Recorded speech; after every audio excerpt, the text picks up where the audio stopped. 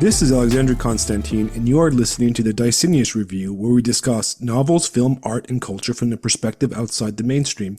The review is a Substack podcast, but you can listen to us on Spotify, YouTube, Apple, and anywhere else via RSS. If you enjoy the show, please hop on any of those platforms and like, follow, and share this episode. All right, well, it's been about a week and a half since the last episode and our last guest, and I've been busy. I went and got a new dog. I've been training the new puppy. I've been working. It's really busy at work this year, so I haven't really had a chance to focus on any reading or writing or podcasting. But today we have a great guest, and before I introduce him, I wanted to talk about history. And the study of history is something I've been into all my life. I think it helps because I grew up living with a grandmother who was a history teacher back in the old country, and some of my earliest memories are her taking me around Eastern Europe and showing me all the historical sites and the castles and the old churches. So that always imprinted on me. And like most guys, most men, they have their World War II phase. I had my World War II phase in like elementary school, where I remember going to the library and checking out the biggest World War II complete compendium books. And I spent months reading about troop movements, the battles of Stalingrad, Operation Werewolf, and all the different stuff. But eventually I kind of got over it, and I found myself more and more into social history, more and more into cultural history. I cared more about what the peasants were doing in the Middle Ages or the Renaissance. I had an era where I did a lot of reading on Venice, the city of Venice, and also all the city of Florence and the Italian Renaissance and the Medici and all those interesting kind of Machiavellian backstabbing that went on in that era. So I've been avoiding war and the concept of wars, and but recently I kind of found a new love for military history, but specifically small conflict military history. I try to avoid World War II. I don't even want to see a World War II movie, to be honest, because it's kind of tainted with a lot of fantasy and American exceptionalism. I can name some movies that just make me sick watching them, or just outright propaganda, because World War II has become a significant part of the American ideal and the American story, and you cannot have an accurate historical account of something that has become a foundational story, philosophically like that. But anyways, I've become really big into small-scale conflicts, civil wars. For example, the Bosnia-Yugoslavia war in the 90s is a fascinating topic to read about. All the different wars going on in Africa, Southeast Asia in the 20th century. You also have the recent Chechnya war, and now the Ukraine war, which I guess we'll read historical accounts of it in a few decades. But probably the most interesting of the topics of the conflicts is the Spanish Civil War, the prequel to World War II, and a lot of interesting developments of like the early the modern 20th century started in that conflict. So yet it's a conflict that not a lot of people know about. I was sitting at work and we were talking about it with a friend of mine that's also into history, and he admitted that he knows nothing about it. He never even heard about it, even though at least the left-wing account of that war is part of popular culture through writers like Ernest Hemingway or Guernica painting by Picasso, for example. Anyways, so the reason I'm talking about wars and that kind of stuff is because my guest today, right? So let me get on with it, okay? Today's guest is probably well known to you if you're a frequent, the Substack universe. Mr. Phisto Sobanii. I'm probably going to mess that up, okay? He's a fellow Substacker, a high school teacher, history teacher there is, a commentator on Substack. He's a native Ohioan Rust Belter who somehow found himself in a small rural town in Florida. All right, welcome to the show, Phisto. Hey, Alex. I'm proud to say that you stuck the name in one. So well done. Hole in one, my friend. All right. Good job. But no, thank you for having me. I'm so thrilled to be here. Well, you know what? When we talked about what should we talk about, and you brought up your recent fascination with the Spanish Civil War, I was like, hey, that's one of my favorite topics. Okay. Yeah. So, but before we go there, let's talk about you real fast, man. So, Okay. okay, you're a high school teacher. How Yes. did you end up a high school teacher? How did that come about? Do you want the long version, the short version, or kind of just do my best? What do you Do think? your best, man. I've got all the time in the world. All All right. right, perfect. Listen, so I graduate college in 2004, right? I get a history degree, but I am, looking to start my life. I need money. I don't quite think I want to go to graduate school. Not sure what I want to do, so I get involved with car rental. That's my first job out of college, right? Do the business thing, do the insurance thing, do the car insurance thing. I've done literally every job involving car insurance except actually fix and paint your car. I've torn it apart, but I've not actually worked on it. So like I've done everything in that business. Fast forward, God, how long's it been? Fast forward about 15 years, and I've written about this, so some folks are going to know about it. But I end up contracting late onset type 1 diabetes, which, if you're unfamiliar with it, is incredibly rare. But I basically get incredibly sick, can't work, and basically have like a near death experience, right? Right. So I'm out of work, 9 months out of that. I finally get my strength back. I finally get things under control well enough where I can feel like I can work again. And I get picked up by an insurance startup that's looking for people who have auto insurance experience, right? By this point, I'm living in Florida, blah, blah, blah. I spend a couple of years there and end up getting laid off. So here I am again without a job, not sure what I'm going to be doing next. And my best friend, who is a veteran of Afghanistan, I have met him 15 plus years ago when I was living out in Colorado. He's moved out to this small town in the middle of nowhere in Florida. And he's just like, hey, man, they're looking for high school teachers. They're looking for social studies teachers. And I'm like, great. What do they need? And they're like, well, you have a pulse and a history degree, so you should apply. His girlfriend, fiance works there, so blah, blah, blah, blah, blah. I put in for the position. I have one phone interview, one video interview, and they're like, yo, you're hired. Come on down. So I'm like, sweet, all right, cool. Off I Right. go. 2 years later, here I am doing things that surprise even me.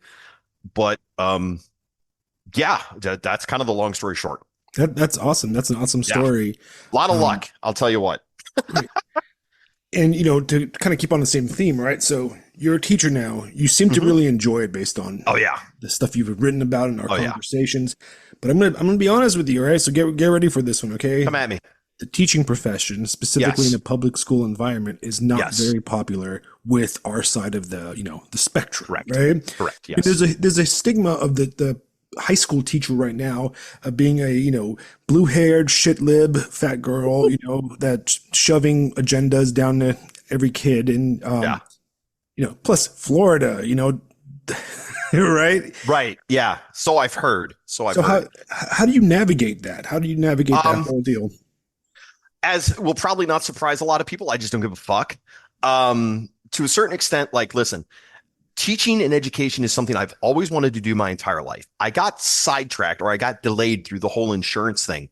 But even there, I was moving towards an education position. I like learning, I like understanding things, and I like teaching those things to people. That's me in a nutshell. Like, and I've always been like that. Like anybody who's met me through my life, all of my old time friends, they're like, yeah, Fisto's just that guy. He's just that guy. You always learn something interesting. There's always an interesting conversation. He's always screaming about something. That's just how he is. Right. So like when this opportunity popped up, I mean, dude, at the end of the day, if I can't buy insulin, I die. So I'm getting a job. Like, hey, we got a job here. Throw in. Great. I can live by my best friend, live in a rural place, get out of the city, give my shot at something I've always kind of wanted to try. Okay, why not? Right. But to discuss all of the things, to address all of the stuff you began with the question, I got incredibly lucky. The school I'm at, I teach freshmen. It's an intro level social studies course. It's an elective. It's really just high school social studies 101. Right. And after my first year, they realized, hey, they've got a guy here, like my content knowledge and the stuff I know. They're like, man, you just always have something to show people and always have something to teach people. I mean, dude, I have teachers coming up to me to learn things who are like, hey, tell me about this, tell me about that. What do you teach? So whatever, right? But thank whatever gods run my life, my administration was smart enough to be like, okay, look, this guy knows stuff. He's pretty good at it. Let's get him moving in the right direction. I have a couple of admin who all those things you discussed, they're just like, okay, look, that's our problem. You focus on getting kids reading. You focus on getting kids excited about learning. You focus on getting kids prepared for the world outside of high school. We'll worry about the bullshit. Okay. You just do the thing you do and just make it as interesting as you possibly can. So, dude, they gave me carte blanche to just That's awesome. go for it. Oh, yeah, dude. Like, I'm teaching out of the book and I'm like doing this stuff, and they come in, I have my admin come in and they give me here's a they do an observation, like I'm part of this training group, this thing they're doing, get teachers moving and this, that, and the other thing or whatever. And they're like, listen, throw the textbook out. It's garbage. We know this. Just forget it. Come up with something that's going to be interesting. Come up with something that's going to hold the kids' attention, the students' attention. That's where the whole Rome thing came from. That's where I started first. I just had the crazy idea. Okay, we're going to go from Romulus and Remus all the way through the end of the end of Constantinople, the fall of Constantinople. Yeet. We spent like 4 months on that, just slowly going through the whole thing. And, some kids love it. Some kids, it's history. Of course, I have a couple who just want to sleep through it. That's fine. Right. But like the energy was there. So the last quarter, I think to myself, okay, what am I going to do next? What am I going to do next? I've been reading about the Spanish Civil War. I've been learning about the Spanish Civil War. And I just go, fuck it. What's the worst that could happen? Start at the beginning, 1931, Declaration of the Second Republic. Okay, here we go, kids. And by the end of it, it was like, wow, okay, this kind of works. So next year, we'll see what happens. Right. That's fascinating. And Yeah. So I went to school. So I went to school in California, right? I went to school in Yeah. Long Beach Unified School District. I Okay. went to a very if you were to look at it, I would say very middle to upper middle class high school. There's 5 high schools in Long Beach, California, and they're like each like 5,000 people. Yeah. But I went to the one that it's like the rich kid kind of Mhm. public school. But I remember history was always my favorite. Social studies, history was Yeah. always my favorite subject. But I remember it being kind of a weak presentation for the most part. There was, I think, only 2 years that you had to take it in California, and the first Mhm. year is like American history, or the first year is like a generic kind of European Western kind of history, and the second year is like your generic like American history that goes into like the 50s and 60s and kind of Yeah. ends around JFK. Mhm. Complete survey, and I don't remember anything very interesting about it. I don't Yeah. think I took an interesting history class until I was in college, where I ended up taking the most interesting class, which was a American Revolution class taught by a British professor. So Nice. he taught it from the English side of, Oh, that's cool. and I thought it was fascinating because he's Yeah. like, I was like, oh well, yeah, we should have paid some fucking taxes, you know. I'm like, damn, I see, and then of course that triggered this huge love of the French and Indian War, which nobody's ever heard of except people that play Right. miniature combat games, Yeah. Right. Yeah. Yeah. which is like a critical part of the overall Mhm. Revolutionary War if you really think about it. But yeah, that's fascinating. So what got you into history in the first place? Why did you choose a degree in history? And Um, I mean, as far as what got me into it originally, I really don't know. My mother will say that I began showing an interest in history when I was 3 years old. So, like, I don't remember a time where I was not interested in history, where I wasn't interested in what had happened before. When it comes to my education, you and I kind of have a similar background. I grew up in a upper middle class suburb of Cleveland, Ohio. Danny Kucinich's district, shout out. Just kidding. But it was before the block scheduling. It was before the No Child Left Behind. It was basically right before school got shitty. Is pretty much what is kind of what we say, right? So like when I was in high school, I don't remember a lot of the high school classes either, but I remember a couple of teachers who challenged me to think. I was also in a youth group at a time. I was heavily Christian at the time, and I had some guys who were running a discipleship group who were very focused on learning how to think, learning how to think, learning how to question things. So on the one hand, I've got this public school thing where they're teaching me U.S. history, but I have a couple of really great teachers who are, hey, think about it. cause and effect, contextualization, think it through. They're basically given like AP light, right? And then at my church group, at my discipleship group, I've got all these guys talking about not just the Bible and all that stuff, but Greek philosophy, Aristotle, Socrates. Like they're getting into all of these things, right? So like that's my high school existence. When I go to college, I actually went to college for music originally because I wanted to be a musician, like bass, jazz, rock and roll, all that stuff, having a great time. I go to this music school, I get a little bit of money, and I discover that, man, this sucks. I really don't like this at all. Like, long story short is I just hated practicing. And as pathetic as that sounds, it's the truth. But the school that I went to had a really great history program, and I'd always looked at that as plan B. Whatever I end up going to college for, long story short, as long as I learn how to think, as long as I get better at thinking, I'll feel like I've, not wasted my time, not wasted my money. That's where I really got into history. You have your American Revolution guy, right? I had a Russian history professor. Guy goes by the name of Alexander Pantsov. You can look him up, but he was a Chinese history professor originally. That's where he got his started because he was living in the Soviet Union at the time, right? They can't study Russian history, so he learns Chinese history, right? Cold War ends, everything collapses. Man, this guy's got stories. Starts to study Russian history, comes over here, blah, blah, blah, blah, blah. And like, it's stories, man. Like this guy this incredibly mysterious place, right? This incredibly strange area of the world that I don't know anything about. My whole life I've heard about how they're the bad guys, the enemy, this and that and the other thing. Right. And then I have my history professor with tears in his eyes telling me the story about how his grandfather had been murdered by Stalin, like family betrayal, the whole 9 yards, dude. And he's telling us, tears in his eyes, that even though Stalin killed his grandfather, right, he still has to look at it like a historian. He still must understand Stalin. Why did he do what he did? What led to it? What's going on?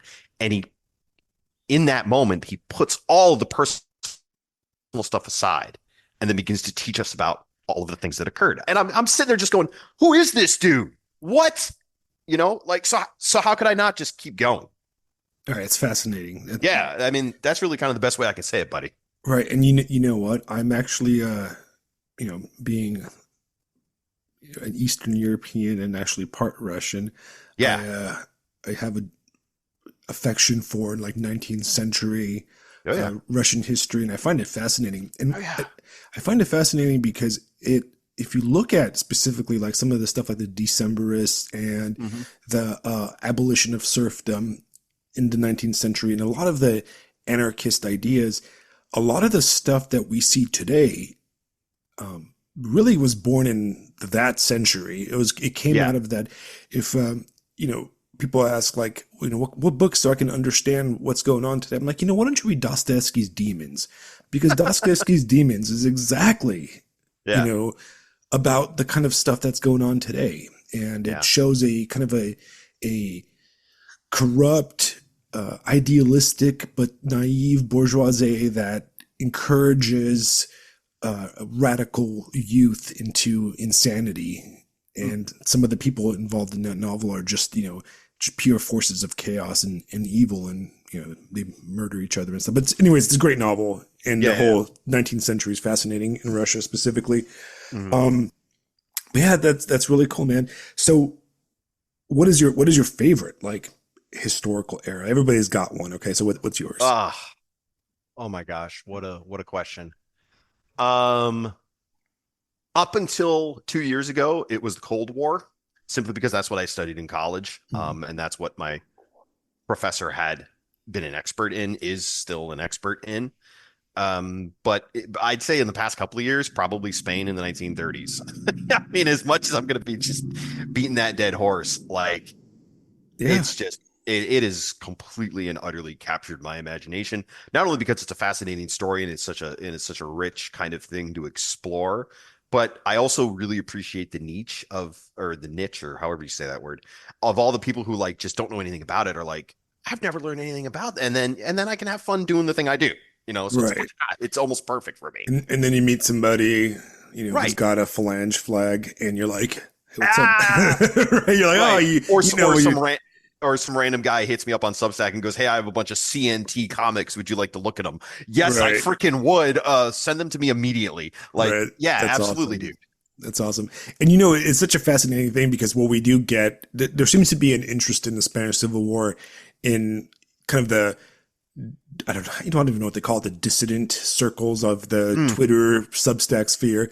I think there was that book that was republished, the Mind War of Trouble, which yeah. was the little autobiography of the guy going to fight in the Spanish Civil War Hmm. on the side of the I think the Raquettes, right, the Catholics, and Yes. Hmm. that kind of brought a lot of people into reading about that and kind of catching up and understanding it from the other side of Hemingway, basically. And I'm not a big Yeah. fan of Hemingway. I know, you know, a lot of writers listen to this podcast. I'm not a big Hemingway guy. He never clicked with me. I think that the best American writer from that era was F. Scott Fitzgerald, Mm, much better than Hemingway. And a lot of Hemingway's, you know, persona was just, you know, it was just posing, and he kind of irritates me, but I understand why people like him, but I yeah. don't like him because he fought, you know, with the commies in the Spanish Civil War, and he Yeah. carried water for them. Um, so to continue kind of on a history and education kind of topic, because that's Yes. something that I find fascinating, right? All right, so homeschooling, right? Homeschooling is a big Yes. deal now, right? Yep. And I'm going to be honest. When I was young, and I come from, you know, Eastern Europe, and homeschooling doesn't exist, and that's looked down as like, oh, that's what peasants do, you know. Right. I looked down on it. I thought it was like something that, you know, born again Christians that are handling snakes and Branch Davidians are the kind of people that homeschool. And now I've got a, you know, a 6-year-old, and we homeschool her because Mm, I do not want her to go to even the local schools here in South Carolina are terrifying when it comes to their level of indoctrination. I'll tell you a quick story. We went to a, a kindergarten, kind of like we were thinking of sending her to this kindergarten. My wife went to like a orientation to meet the teachers and the principals and stuff. And my wife went, and my wife is, I would say, a centrist, kind of liberal type, right? okay. She is Yeah. not a, you know, born again right winger or anything like that, not a religious person. And she, when it was over, she called me, and I was like, so, you know, what happened? Is it cool? Is it good? She goes, nope, we're not going there. She's not going there. I'm like, why not? Well, I guess the principal came out, and this is the principal of a kindergarten, right? And he brought his like fourth grader daughter in that was going through transition to become a boy. Oh, geez. And I guess the entirety of the presentation for these parents that are bringing their kids to this kindergarten was about trans and how, you know, just that. And you know what? I was like, that tells me that the focus is completely fucked up in that Yeah. situation. And I'm not leaving my daughter for, you know, 8 hours a day or 6 hours a day, you know? Yeah. And so that's one big no, because I don't trust anybody. And the other thing is you know, my big thing, and the reason I'm homeschooling is because a local school also, you know, they have these kids sitting down for 8, 9 hours a day with like half an Yeah. hour of outdoor time. And it's like, to me, that is wild. How can you have a 6-year-old or even a 10-year-old sit down for 8 hours a day, you know, without going outside? What does that teach him? What kind of fucked up mindset is that? And you know, and I find that wild. So, you know, we've been doing a lot of, you know, hard work on the homeschooling part. But what do you, as a paid teacher, what do you think about that? uh Look, at the end of the day, and this is something I've thought for a long while, especially when this debate started popping off. Like, they're your kids, all right? Like, you know, I have parents come talk to me. I have parents come discuss with me what their kids are learning. You know, they ask me what's going on, what, you know, this and that and the other thing. And I'm straight up with them about it. I'm like, look, they're your kids. Like, any questions you have for me, anything you want to know, anything that you want to discuss. I mean, I'm here to work for you. Okay. Look, like, I'm in this town, I'm in this county, I'm in this small place. Everybody knows each other here, man. Like, Right. you know, it's a small town. I mean, one of the things I love about living here is I run into my best friend at least once a month just in the street, right? Where in the modern world does that even happen these days, right? Right. So, you know, I know that, like, hey, word's going to get around, things are going to be like that. But even if that wasn't true, like, look, at the end of the day, they're your kids, dude. You got to do what you got to do for them. That's like parenting 101. And that's how my parents raised me. And I presume that's how their parents raised them. And just that's what works. So that's what we're doing. Again, my perspective on it, I know, is probably a little, it is what it is, because like I said, I got very lucky. I'm at a school where like all the things that people are getting upset about in the media, like it's not a thing at my school. Like it's almost like we got to 1998 and we stopped. Like, yeah, you can see certain things like Florida needs this or whatever, but it's focused on like learn to read, learn to do math, exercise, clubs. Like farming is a huge thing where I'm at. Like half my class is farmers, and like they're like, hey, they're at school and this and that, and they're gonna leave early because they got to go home and do farm stuff. And everybody's just like, hey, we're all just working together to get this thing done. And on top of that, another thing that I love about where I'm at is that the focus is on, yeah, some kids are gonna go to school, some kids are gonna work, some kids are gonna do trade school, whatever. But like high up admin is like talking about, okay, these kids are going to go be EMTs and they're coming back to the place, and they're going to be firemen and policemen, like it's nurses. Like people are focused on creating people who can then do stuff for this community, Right. build this place. Hey, they're going to go get a job at this big farm thing or this company here or this, or they're going to start this, but it's like focused locally. Yeah, kids are going to go to different schools and this and whatever, but like I said, it's like everything stopped in 1998, dude. Like that's the best way I can put it. Well, and you know what? That sounds fantastic. It sounds It's like lucky. Yeah, it's yeah, that's amazing. I mean, because it is what, the whole point. I mean, what is, what is the point of education? Are you familiar with, what was it, Christopher Lasch?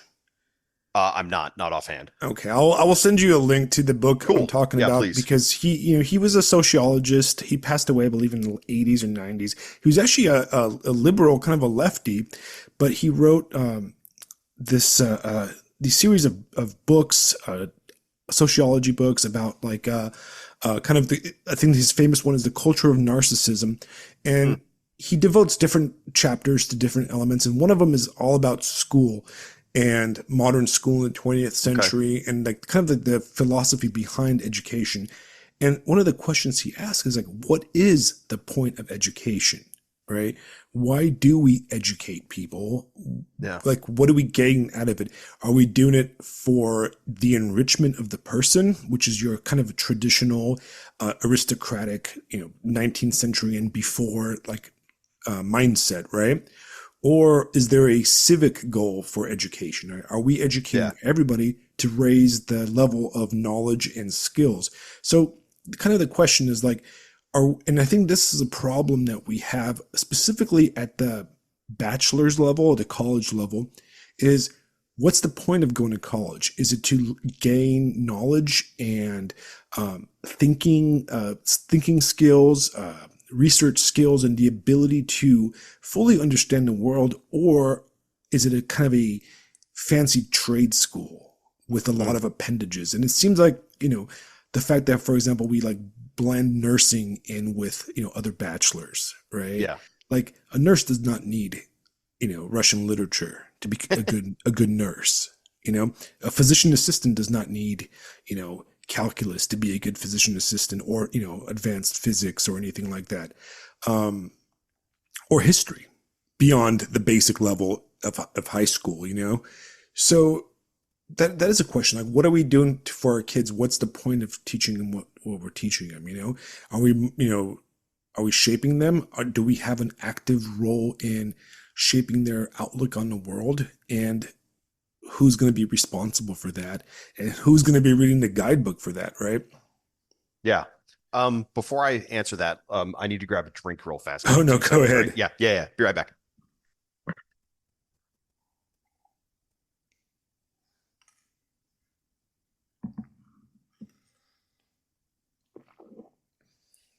Ooh, okay. Fun of being diabetic. You want to make sure you keep your sugar up. Anyway, can you hear me okay? Yeah, everything's great, man. Great. Let me move my cat. He took advantage of my absence to take my seat, of course, because he's a good cat. Mine's sleeping. Yeah, right.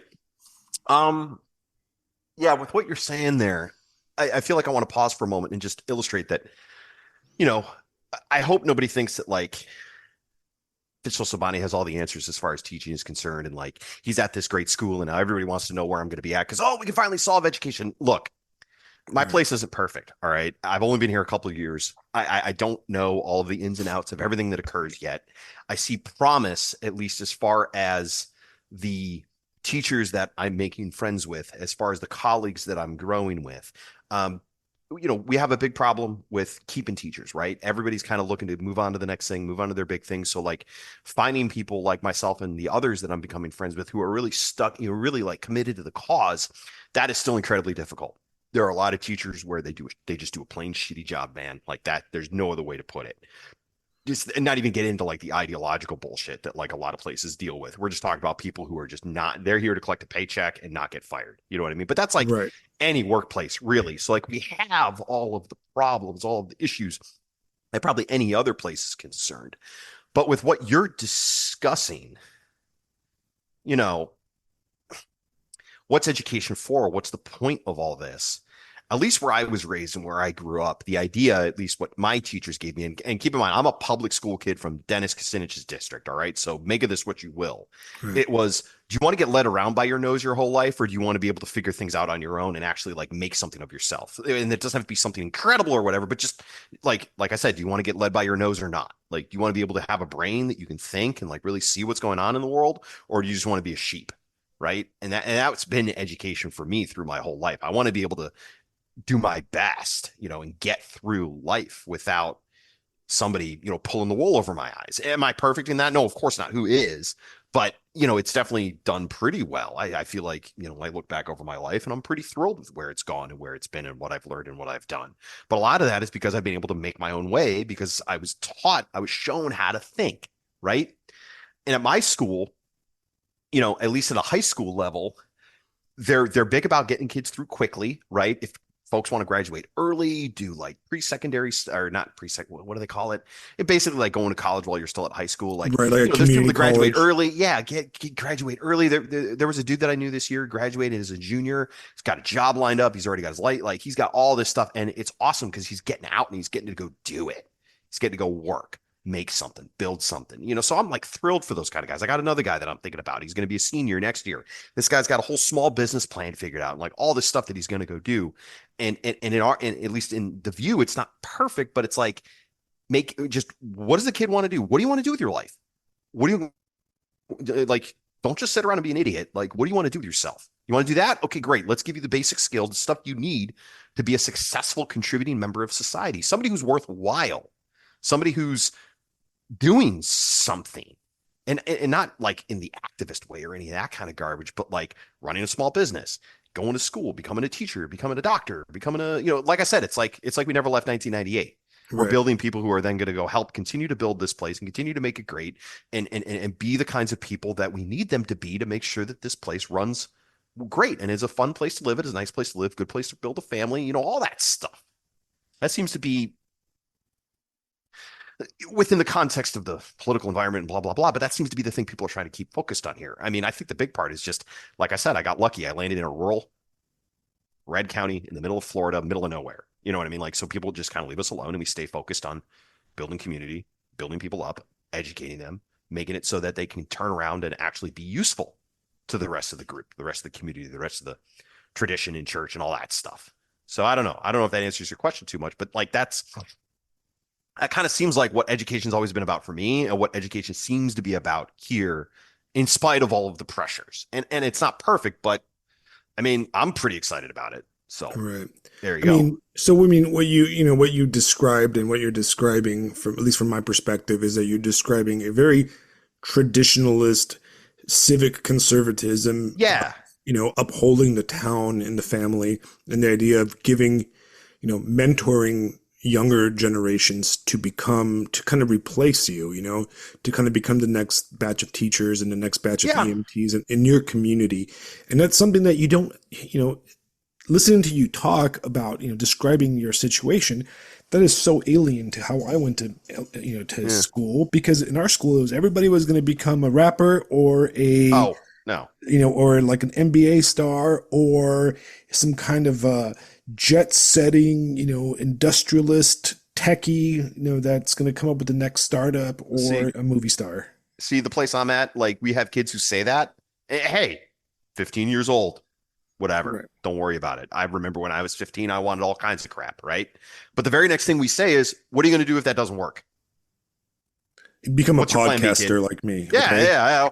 Shit post on Substack. That's All my right. plan I B. mean, shit posting on Substack and having a podcast on Substack, that is the Flawless. achievement that you want to aim for, guys. Okay. If At you're the end of the listening to day, this right now, I will teach there your is no kids. plan B. I will teach your kids how to podcast. All right. The Yes. best podcast on Substack. You heard it here. Number one. Yes. Plan B is drinking yourself into the grave. Okay. Let's just be real. Yeah. That's it. I mean, that was my plan, unfortunately. I saw that movie, Leaving Las Vegas, and I was like, oh, I was like, that's what I want to do, man.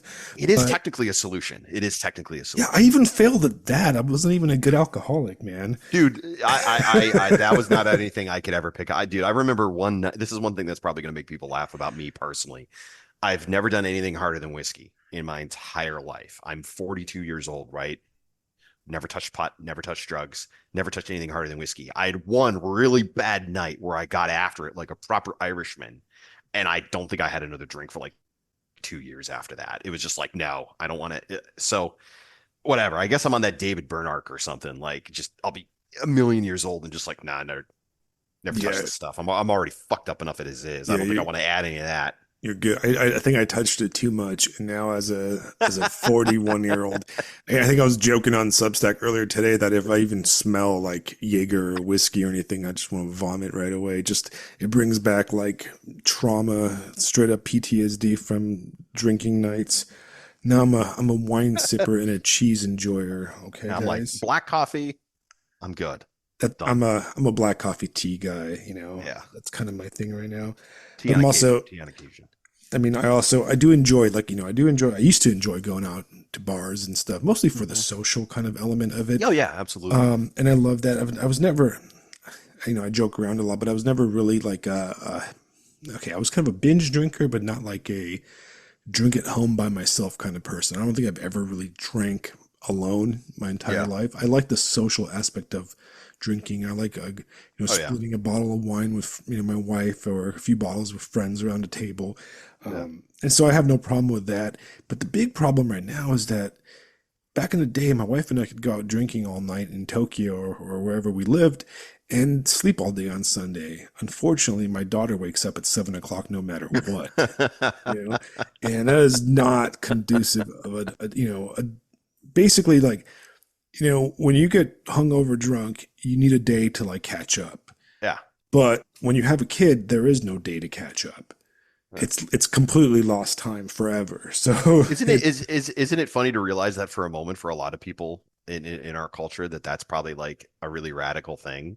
You mean you don't get totally hammered because you had a kid? Well, right, yeah. right. Uh, And anyway, I just want to throw that little well, bomb out you there. know what? So I do enjoy drinking wine. I do enjoy the occasional cocktail in the summer, like a little bit of gin and tonic to get that colonial feel. The colonial feel. Little I'm so Bombay. jealous of where you live, by the way. Right. I mean, I've been through South Carolina a few times, and it's just like right. gorgeous. I have to. Like I need a bit Dude. of Bombay Sapphire or some artillery punch is what they drink in Savannah, and that's got a history. Artillery punch. Yeah, there's a historical reason for that, right? Wow. Is it like an Irish car bomb kind of thing? That's what No, it feels it's like a immediately. bunch of stuff. It's like a bunch of stuff mixed together, and it's really strong. I've actually never had it before, but what's cool about Savannah is you can walk around and drink on downtown in the street. So they sell like Nice. booze slushies and stuff like that. So a few times I've enjoyed that during the day. But I'm not like some kind of a Puritan at all. Yeah. I drink in front of my daughter, and Yeah. I don't get drunk in front of her, but I have wine and I have a beer with like dinner when we go out Yeah, and of course. stuff. Why wouldn't And it's an important thing in my opinion because it shows her how an adult should drink, Yeah, right? absolutely. Because I want her, when she's in college and she sees some bro, throwing up over himself and making a scene, Right. she's going to be like, "That's not how you're supposed to drink." Yeah, what are you Yeah. doing, you Because the worst, peasant? right? I grew up in a very liberal kind of, Eastern European, open-minded kind of family where my Yeah. parents drank in front of me and smoked cigarettes and all that stuff. Yeah. And when I got older, I always drank responsibly. Like I've never like driven drunk or anything like that, right? Mhm. But I'd go to plenty of parties, and the reason I drank responsibly, or I guess class, with some class, is because I didn't want to be a fool. I didn't want to look like a dumbass because I saw my dad drink, and he looked cool drinking, not like he wasn't throwing up in the, in on his shoes or anything like that, right? So I've noticed that a lot of the people that were horrible drunks in college were the people that came from very Puritan, very strict Oh families, yeah, and they absolutely. discovered they never were never exposed to the evil. I I can sin, blah, and off they right, go. right. I think that exposing your kid to some stuff is Yeah. important. It's kind of like homeopathic medicine, you know. Dilutes. Yeah, you want to dilute it, and you want to, you just watch You this. want to dilute the rebelliousness. Yeah, We're going watch to this dilute rated it. R movie. It's cool, man. All right. I know you're like 6 years old, but you can watch Alien. Yeah, it's Uh, fine. my daughter thought it was stupid. She thought it was lame. I'm like, what do you mean Perfect. you thought the thing Perfect. was lame? It was terrifying. She goes, not scary. It's stupid. I'm like, get out of here. Nice. you know? Nice. But yeah, I think that's the key is to like not make it a taboo issue and then, kind of. One piece. Speaking of taboo and the fact that we're talking about education, we're roughly the same age, right? I'm 42. You're right I'm around there, 41. right? Yeah. Yeah, yeah, Yeah. yeah. So because I love making fun of the low hanging fruit because that nostalgia hit is always so nice. Did you guys have Dare back in the day? Yeah, we did have there. I actually Yeah, yeah, yeah. remember my cop's name. His name was Officer Morris. I'm I sure think he's mine dead. was. I don't remember. Did it turn out that he was totally full of crap? Because ours got kicked off the force for being a raging alcoholic, and that's kind of the meme. So I want to see if that was true for you. You know what? I don't think so. Really? He was a very nice guy. He kind of reminded me of what's his name? John Candy. Like he was like John Candy in like Home Alone, or is that John Candy? Uh, yeah, The polka guy, he right? was the Yeah. Polish guy. Yeah, well, I Yeah, was yeah. thinking of planes, trains, and automobiles, Yeah, but planes, yeah, trains, and automobiles. yeah, Yeah, yeah, yeah. like Absolutely. he was like that. He kind of had that vibe, That's funny. He was like a big fat dude, and God, what did my guy's vibe? What was my guy's vibe?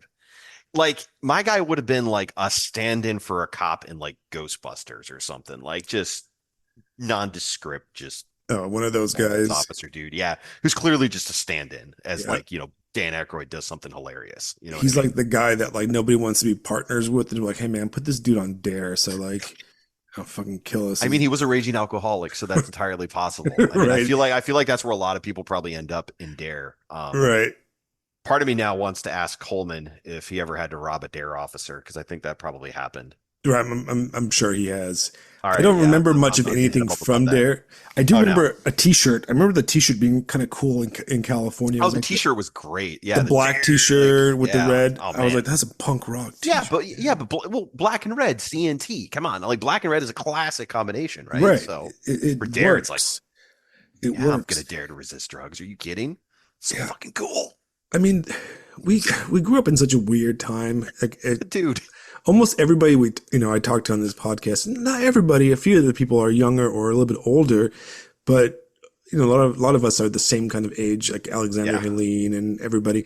yeah. And what a fucking weird time the 90s, late 90s, the early 2000s were. And are you noticing this weird kind of like what do you call it, like revival of the 2000s right now with like people listening to Limp Bizkit, and like I saw a guy walking around with a corn shirt, like a young kid, and I was like, what the I had. Oh no, I see a lot of a lot of my kids have got Nirvana shirts. It's a lot of Nirvana shirts and Bucky's shirts. That's kind of the weird. That's what I'm seeing a lot of. I mean, that's a religion down here. Oh my gosh, dude! The Bucky the God Emperor. I've already accepted it. Like Right. I'm not even going to question that. Yeah, But for yeah, listeners that don't know what Bucky's is, it's a giant fucking gas station, oh right? dude, It's basically everything that's wrong with like conservative neoliberal America, all right? Like but it's also great at the same time. but it's from Texas, so like that's okay. Like Right. it's going to be like in the cyberpunk future, Bucky's is going to be one of those like whaling Yutani companies. Like Right, they're gonna just exactly. It's it's gonna huge multinational, and it's like you sell your soul to a smiling beaver. I Yeah, mean, the beaver's why gonna not? the beaver's gonna beam those nuggets right into Yeah, your fucking skull exactly, and exactly. over the net. I mean, it's funny because I went to I don't think we don't have one here in South Carolina, but I drove down to Orlando so I can go visit check out that Harry Potter world over there. Nice. And as my daughter's birthday present last year, that ended up being a Christmas present because she got sick on when we originally planned it, so we pushed it back till December, which worked out All because good. Florida's fucking hot and it's much better Yeah. in December. Oh yeah. Can Um, confirm. but we, on the way there and on the way back, we stopped at Bucky's, and I was like over Yeah. there by St. Augustine, Yeah. Jacksonville, and I was like, Yep. man, this is fucking massive. I Yeah, never, dude. because I grew up in California, I never even heard of this. It's Like so until, strange. Yeah. and then there's one in Georgia that I stopped in like recently. I almost went to one this last weekend because I drove past Atlanta, and there's one a little bit past Atlanta, and I was like, should I drive the extra? No, I don't feel like doing that. Not for some beaver nuggets or whatever. I'm thinking about this like when you're asking, hey kids, like a revival of the 2000s. I had the strangest experience this year. So like these are like early teacher, like I've only been doing this for a couple of years, right? Last year I also taught an AP World History course, which was the first time I'd ever done that. That's not nearly as interesting as my other stuff, so that's why I don't talk about it too much. But I did have the fun experience of when we got to the end of the unit and people kept joking. I kept joking too. They're like, hey, this is stuff that you saw. You were alive for this. You were alive for that. Like the Berlin Wall falling, talking. They had a lot of questions about Gorbachev. That was Interesting. kind of out of nowhere. Like Gorbachev and like the fall of Soviet Union. Like I had a few kids who were like really, really bright on this stuff, and they're talking about perestroika and glasnost and like all that stuff. And then the Berlin Wall falling. I pulled up video and threw it up there, and they were like, "Wow, that is really you." Like I'm like, yeah. I mean, I didn't see it, guys, but I saw it on television. Like this was the biggest thing ever. This was like you are literally living in the wreckage of this. Right. This is your world. The reason it is the way it is because stuff like that right there. And they're sitting there going, oh, I'm like, there you go. But anyway, Right. And it's interesting, right? And okay, so I work in a situation where I work with people my age, older, yeah, but I also happen to have the pleasure of working with really young people. Like, I have like an intern that's kind of like a temp right now, and yeah. she was born in 2006. Oof. And I was like, yo. Nice. And she was like, I was sitting there with some of the younger people, and they were talking about that show Avatar: The Last Yeah, Airbender. yeah. And I'm like, oh yeah, that show's pretty cool because I'm watching with my daughter, and it's Right. a good show. But there to them that was a childhood show, and I Yeah. was like, whoa, snap! And then she was too young for it, and I was like, whoa, I am an old geezer compared to you guys. Yeah, And we're at that part of our life where like those moments occur where you're like, oh goddamn, I got old. Oh, right, and oh. I'm starting to feel it. I didn't Yeah. feel it until I turned 41, and now I'm like, you know what? There's less time probably than I've spent already. Eh, You c'est la know, vie. maybe we'll see. Yeah, We'll yeah. see. Oh yeah. But I think a lot about like the 90s, and in the first episode of this podcast, I was talking to Alexander Hilling, and Yeah. him and I agree that the 90s were not that great. All right. Yeah, I mean they were what they were. Yeah, it's not some golden age of culture and like, oh yeah, Pearl Jam. I mean, yeah, a lot of that stuff was incredibly cool for sure. Right. And I think there's an argument to be made that it was the post Cold War, Nicholas Soldo over at Substack, like he talks about Turbo America, and like that's Right. where the United States really was like, all right, we don't have any large enemies, we're going for broke. Here we go. And there's a lot to be said for like all of that. It really was a very brief golden age, It as was. much as you can have. Right. But yeah, I mean, there's cool, all the music I listened to was all from the 60s and 70s and all that stuff. And yeah, a lot of the 90s stuff, but the things I listen to today, 30 years later, yeah, it was all my parents' stuff. So Right. make of that what you will. That's kind of how I feel too. When I was Yeah. growing up in the 90s, I did not listen to anything from the 90s. Okay, I listened to some Pearl Jam and like Nirvana and Oh stuff, which yeah. is No, that really stuff is great. early Absolutely. early 90s, but I didn't listen to any of like the late 90s stuff. I mean, I didn't want to listen to What Limp even was the late Bizkit, 90s? I Corn, don't remember. stuff like Limp Bizkit, Corn, Oh no. the KROQ in California, Sugar Ray, that kind of stuff. Oh Guys God. with spikes, spiky hair with like I know. frosted tips or whatever. Remember that shit? Yeah, I know us kind of like scoffing at this stuff. Some listeners are probably going to hunt us down and murder us in our sleep, and I'm kind of okay with that. Yeah. But yeah, like corn, like okay. I mean, I get it. If that's what you're into, fine. But No, I don't know. It never. no.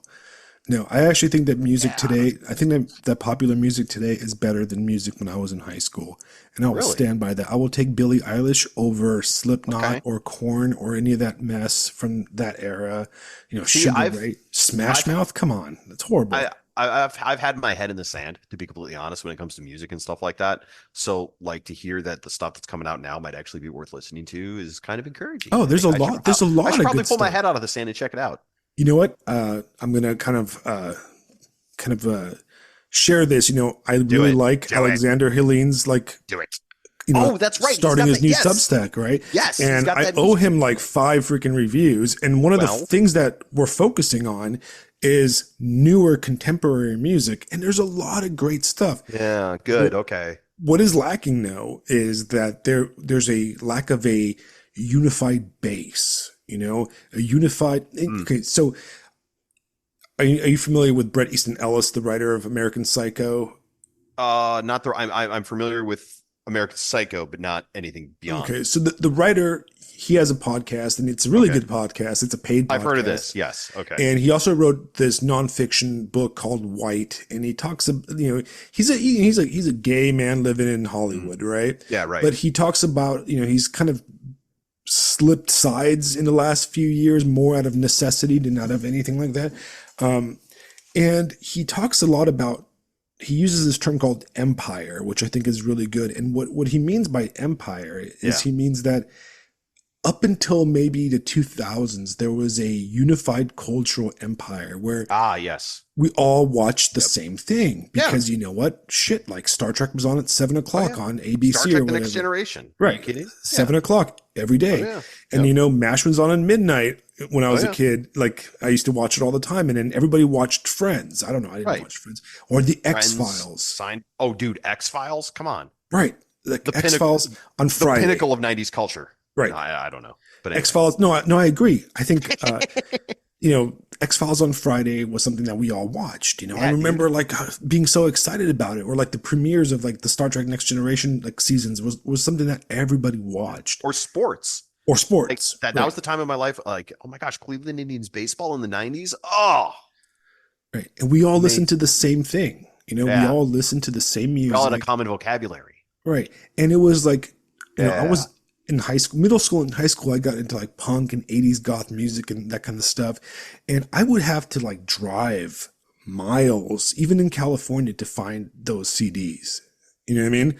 Like this is not the stuff you can buy at Target or like Walmart. You have to go, Right. you have to go to like stores. You have to go like Amoeba Records in Hollywood to find Right. the obscure stuff, or you had to go to like, there's a store called Ipso Facto in Orange You really had County. to hunt.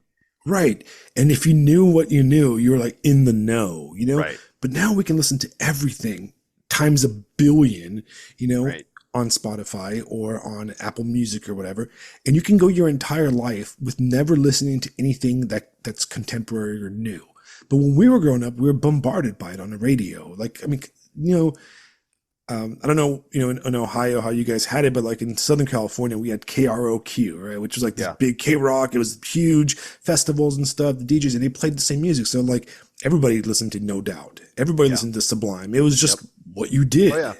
you know? Yeah, like Cleveland. I remember a lot of the radio stations. I mean, you had like 100.7 WMMS, 98.5. They're the classic rock station. 105.7 is like the oldies and all. You had a station that was like every little thing. NPR was just jazz and orchestra music all the freaking time. Right. Very little. I remember very little talk radio growing up. It was all music. It was just jazz and orchestra stuff, like all day long, classical stuff and just everything.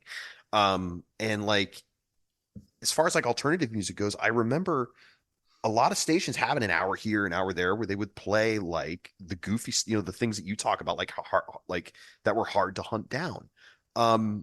Alex Helene, have you heard? He's a huge Rush fan, right? Right. Rush got discovered because of Cleveland, Ohio, right? No, I'm not a huge Rush guy. I've what's interesting? I've always been friends with Rush people. Like, even in high school, I had Rush you're people a superior friends. being. That's Right. why, and you have good tastes. So I'm gonna have to like concede that I don't like Rush. My wife likes it's Rush. all right. Now listen. What's interesting about it? The reason I bring it up because you're talking about like this is what's interesting. These are little factoids that just make me go, oh my god, life is amazing.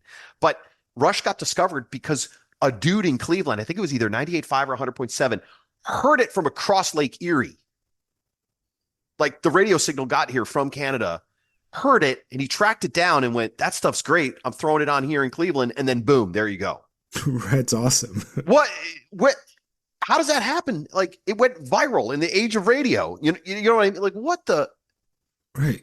that, And how does that happen? That doesn't happen now. yeah, no, In the it physical does not. space, and like, just think about that. Like, just, I mean, I don't know if you've ever been to Northern Ohio, but like coming across the lake, yeah, you could sometimes pick up Canada stations. Like sometimes, Well, I've think about never like been. you will just like the time, but just think about the fact that like the time that he would have to turn in just right to get the sound. Like, ah, come on, Right. that's just anyway. Sorry, That's that's me. awesome. Well, talking about Ohio, so here in Oh, South Jude. Carolina in the low country, right?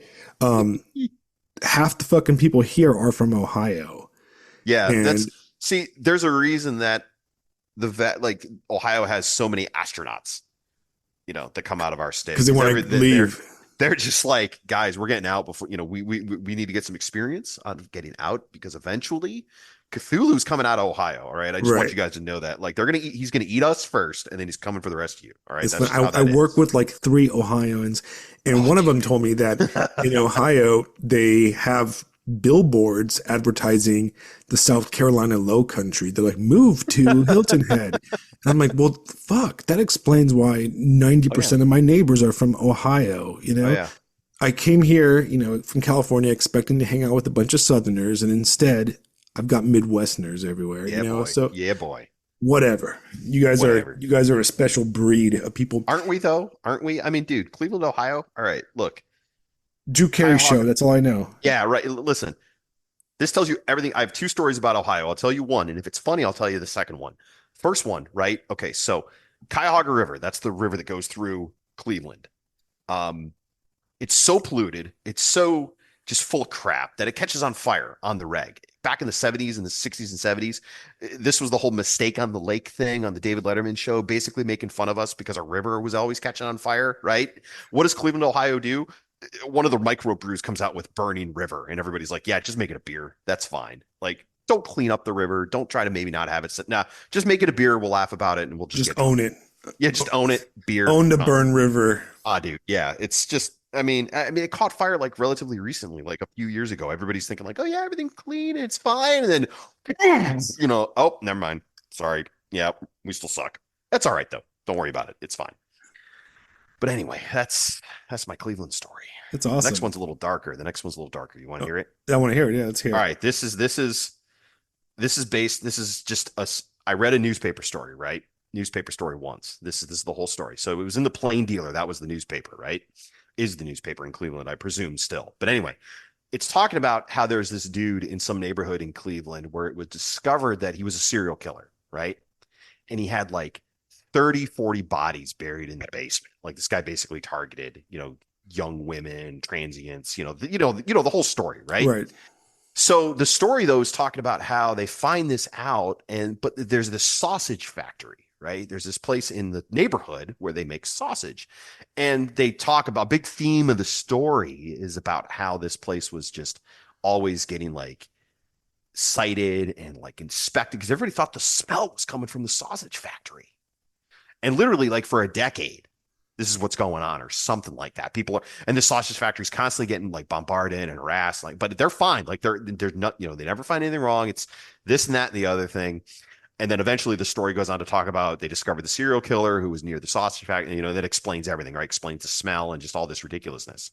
This is the bit that just makes me giggle. And maybe this is funny, or maybe it's just Phisto, shut up. But at the end of the story, so it goes through this whole thing, right? And the last sentence at the bottom just points out that like how the sausage factory won corporate awards for cleanliness. I'm just like, why the fuck did you put that in there? Well, they You have write this to. whole horrible freaking story, and then you're like, yeah, by the way, just drop that at the end.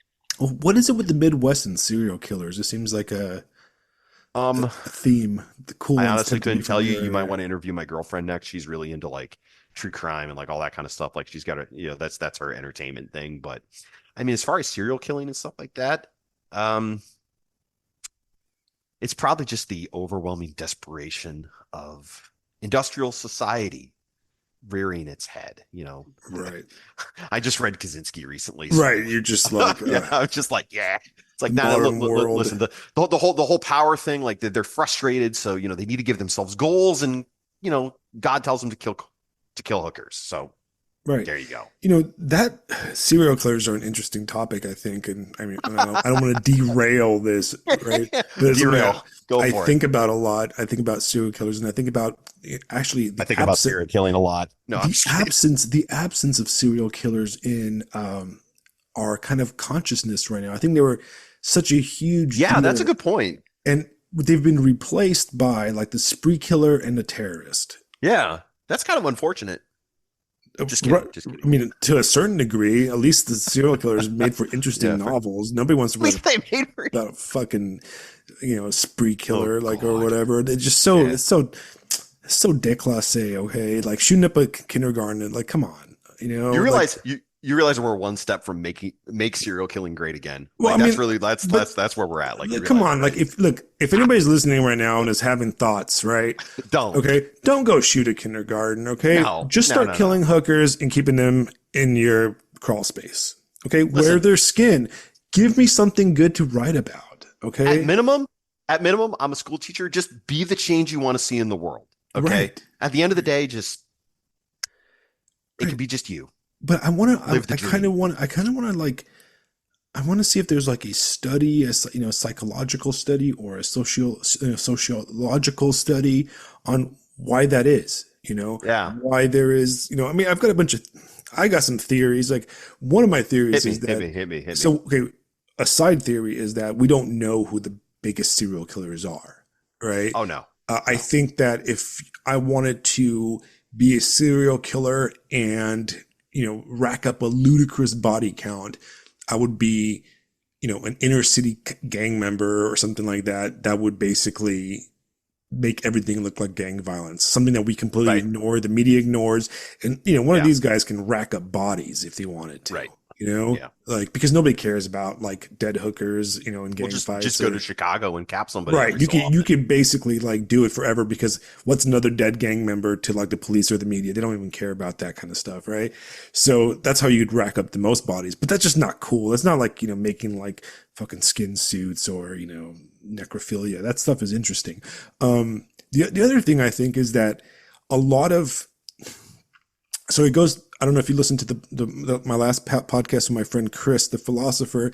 We've been reading a lot about Byung-Chul Ho and Byung-Chul Han, and we talks about how the 20th century and the times before that were centuries of direct control, where the element of society was telling you what not to do. It was Yeah. repress yourself, don't do this, or you'll get in trouble.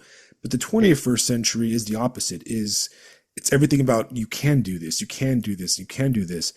And it seems that a lot of serial killers tend to have this weird like reaction, this oppressive reaction, where they're kind of like extreme incel types that like, have some kind of weird sexual attraction to their moms or that type of thing. And they always have like oppressive moms. Usually it seems to be like a trend in that kind of like, abusive, oppressive moms. And it's all Like our about like buddy in Psycho. right. It's kind of like a kind of a reaction to this like kind of bottled in oppression against society. But we live in such a permissive society Yeah. where, Yeah. if, Wayne Gacy walked down the street wearing like, his dead boy, like, Yeah. prostitute skin at a parade, people would be like, oh, that's cool, man. Like Stunning and brave. stunning and brave. Yeah. Stunning and So, brave. so there's no like, there is no need to, kill 40 hookers in your crawl space when you can just jerk off to OnlyFans and be, you know what I mean? Or go to Yeah. a furry convention, which I'm pretty sure they're all serial killers or would have been serial killers 20 years ago. Or, those pony guys and stuff. I feel like the world is so permissive and degenerate that there's really nothing to, to force these guys into a murder outlet. Well, is it part of it like the hunter becoming the hunted and like it's the thrill of, am I going to get caught? Can I get away with it? How far can I Right. push it? And these days, everyone's like, here's 1 million likes on YouTube. Well done, buddy. Right. Like Like, you probably, now I don't want to. some dude can probably like run like a like a fucking Twitch channel of serial Ah, killing, and he'd make the most money in the world because people would like follow that. But it's interesting because you tend to have these like spree killers now, which tend to be a completely different pathological like reaction to society, where it's more of violent outburst or a suicidal drive. Well, most of the serial killers did not have a real suicidal drive at all. They wanted to go on as long as possible until eventually getting caught. So yeah. it's interesting. I would, I'm sure somebody is listening and is like, "Hey, you dumbass! Yeah, you guys don't know anything. This psychology book about fucking gay Come scene." at us in the comments, bro. Come at Yeah, us in the comments. yeah, dude. I don't know anything. What I'm doing? Do you think I'm smart or anything like that? I'm fucking podcasting on Substack. Okay. Shit. Just as a funny side note, because she's a very funny woman, my girlfriend sent me a text. She found a, newspaper clipping of the story that I told earlier. So it was his name was Anthony Soul. He was active between 2007 and 2009. Murdered 11 women and hid the remains in the home and backyard. Ray's Sausage was the name of the place. Oh, beautiful. He was the AKA the Cleveland Strangler. I remember that Oh, now. you know what? I think I've read about Yeah. him. Yeah, Cleveland Strangler. That's right. I remember that now. Yeah. So, oh I my mean, God, I can't believe she texted that to me. That's so funny. By the way, my here you turf go. had the Nightcrawler in the The early. Nightcrawler? Nice. Yeah, it was Richard Ramirez. I think I dated a girl whose mom would tell me stories that when she was like a teenager, he actually ran through their backyard when the Oh, police were wow. chasing him. That's funny. So that, You know that what's you know what's great? This is getting a little close to home, but where I grew up, I'll share this because it's timely. But where I grew up, you know the one-armed man, right? The whole the fugitive and like that whole story, and the one-armed man killed my wife. yeah, yeah. Yeah, that was my town. That was my town. Hmm. And it turns out the one-armed man did do it. They just never thought to question the one-armed gardener. And years later, they're like, "Hey, maybe we should talk to that guy." And he's like, "See, I did it."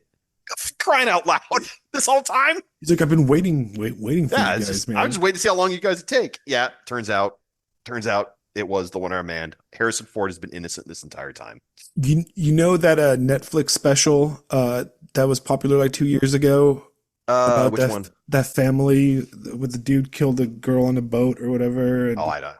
Arrested Development? No, I'm just kidding. no, it was like a true story, but they made it Yeah, into a no. Netflix special.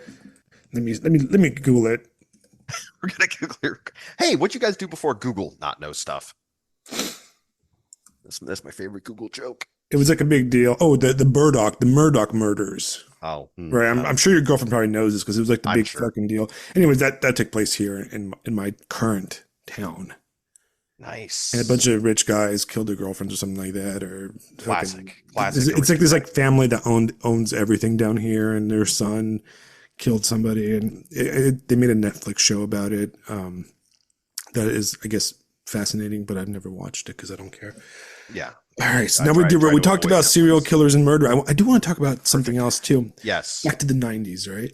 So there's a look of '90s television, Yes. right? Okay. That, like, Yeah. that. So okay, so I have a 6-year-old daughter, and I have a hard time explaining to her television before streaming because she doesn't Oh, wow. understand I hadn't like thought about that. she doesn't understand what commercials are or Oh, like yeah. what like what the idea of like, oh hey, we're gonna watch the X-Files tonight. It comes on at 9 o'clock on Fox. All right, let's all meet at my Yeah. house. Or missing a show or missing an episode is so weird Right. to somebody like her that is never going to have that experience. What She's do you never mean gonna- it comes out next week? Right. Like, why can't I watch it now? Like, I remember we stayed at a hotel that didn't have like streaming, it had like regular cable TV. And she's like, well, I want to watch the show again. I'm like, well, you can't. Because it's Yeah. not, you can't rewind the TV, And she's like, but why? I'm like, damn it, I don't know how to explain this to you. Because You that's how don't, it underst- works. you don't understand that back in my day, you had to like be home on time to see the fucking X-Files. But Yeah, it's broadcast television. right, but it's also that look. There was this like unique 1990s like CRT tube television look Yeah. that Yeah. no longer exists. And I always think like like the MTV era and that kind of stuff. Like, is this all is this all like vaporware? Like, like the OJ chase, right? Oh, That was jeez. right. is that going to be saved somewhere, archived somewhere so we can watch it? Is that on the internet?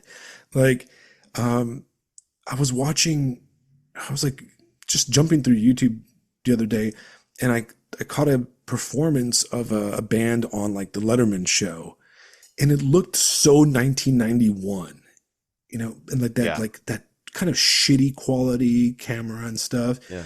And you see that a lot, even like shows like Friends and stuff from the late 90s. Yeah. And I'm like, is this all going to be gone? And we talk about history, and so much of our Oh history my God. comes from documents, right? I Yeah. mean, look, the majority of your primary sources for anything in the last like 1,000 years is from letters, right? Right. Everything in the revolutionary era, the early modern era, it's all letters between people, right? Yeah.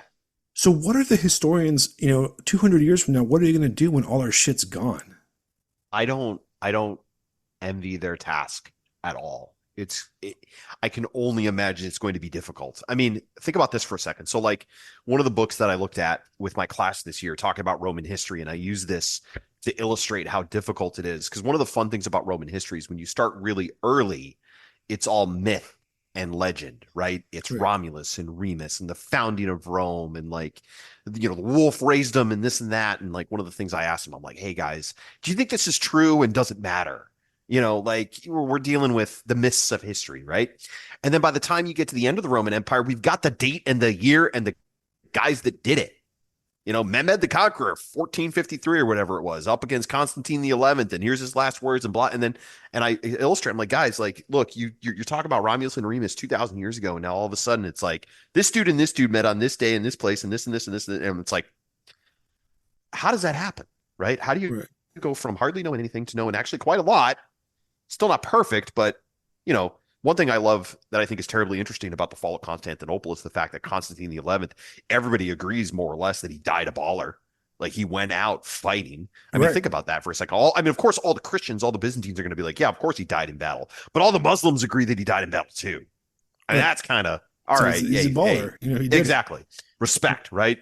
Mehmed the Conqueror sitting there going, hey, look, we've been trying to take this city for 800 years.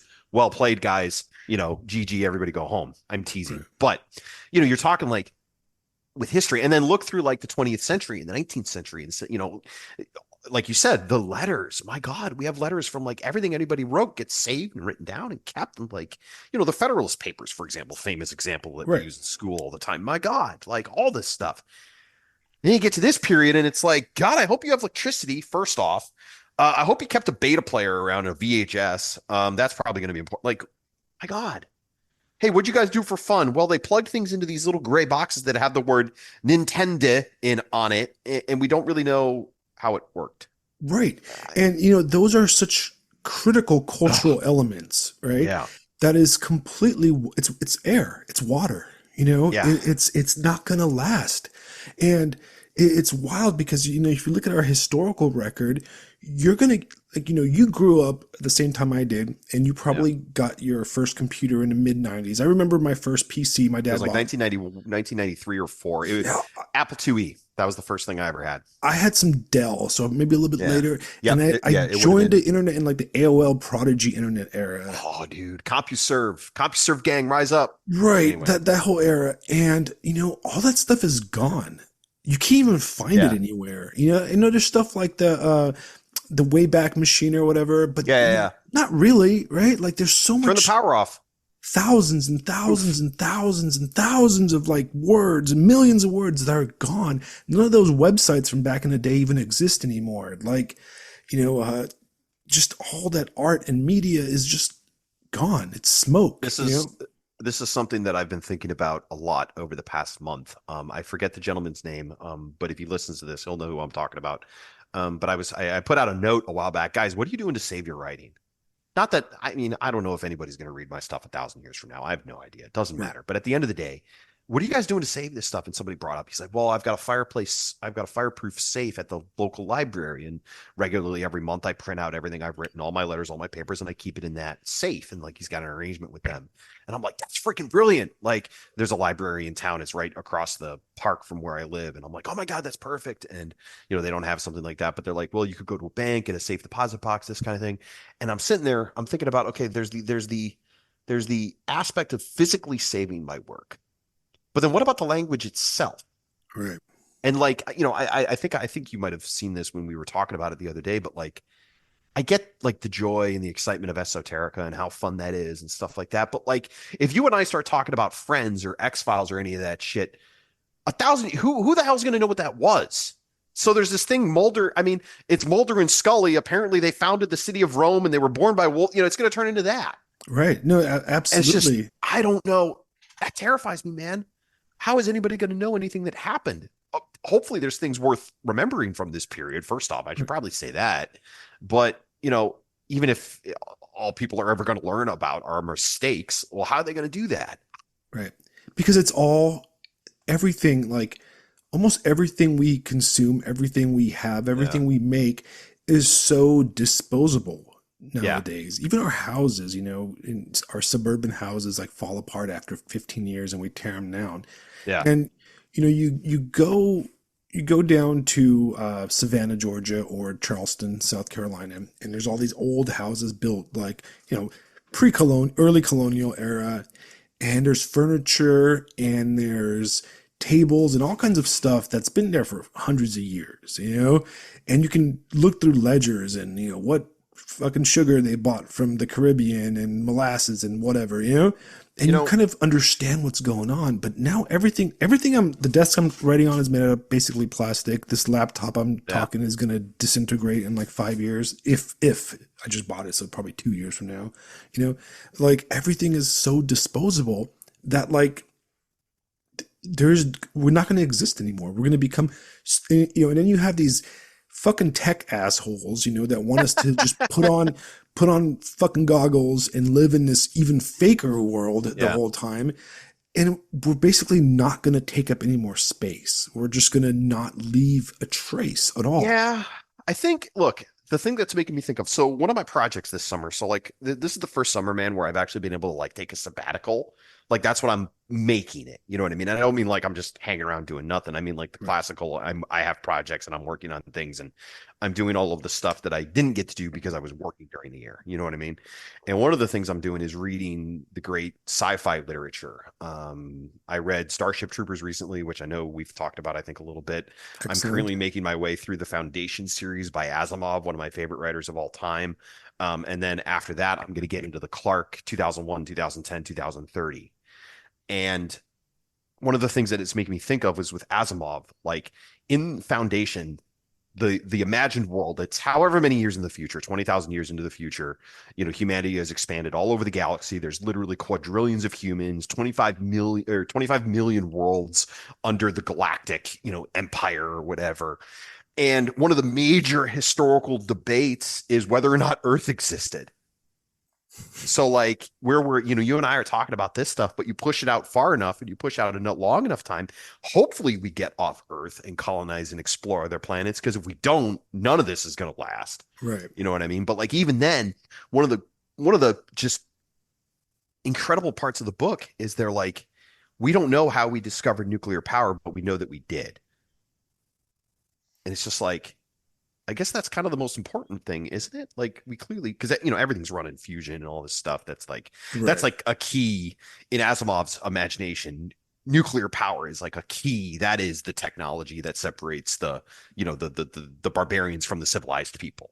You know what I mean? The future from the past. Yeah, and I think he's right. And it's like, everything before nuclear power is shrouded in myth. Like again, the biggest debate is whether or not Earth actually exists. Right. I mean, and it's like, whoa, boy, that's humbling. Yeah, well, it's so interesting because the main problem is you might get a situation where everything before the modern, the contemporary era exists and has a record, and then it's gone. Yeah. Because we've gone full digital, and then all that gets lost. Yeah. So like we're gonna have like a gap. We're gonna be like the like Atlantis. What happened? What happened after 1998? Like it just nothing happened at all. I think 9/11 basically triggered our era, which kind of brings me to the point of like, talk back about the 90s. One of the things that was true about the 90s, and people that are young, born in 2006, like my my little intern, Yeah. is Or that all my students. right, the 90s were very optimistic. Yes. I felt optimistic. All Yep. right.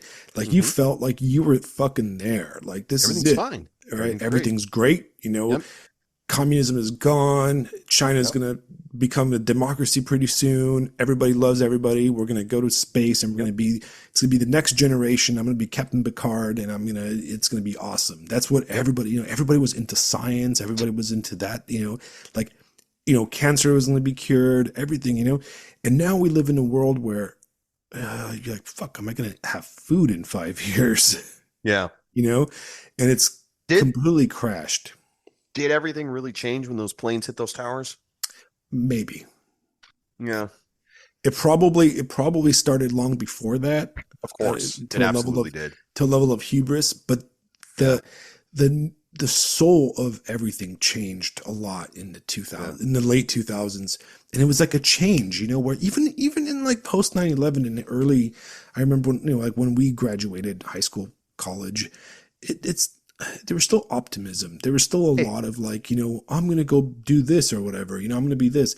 And now what I notice in the young people is that they're very practical compared to my generation. yeah. They want to be nurses and stuff. They want to be like techs, like they want to be x-ray techs and they want to be EMTs and stuff. Nobody in my generation wanted to do that. They all wanted to be like, fucking movie stars or, billionaires. And I think that's because this lack of optimism breeds practicality that exists in this current world. Hey, but let me jump back to education real fast before Okay. we talk for 6 fucking hours. All right? Yeah, right. Hey, no complaints here. You got to edit it.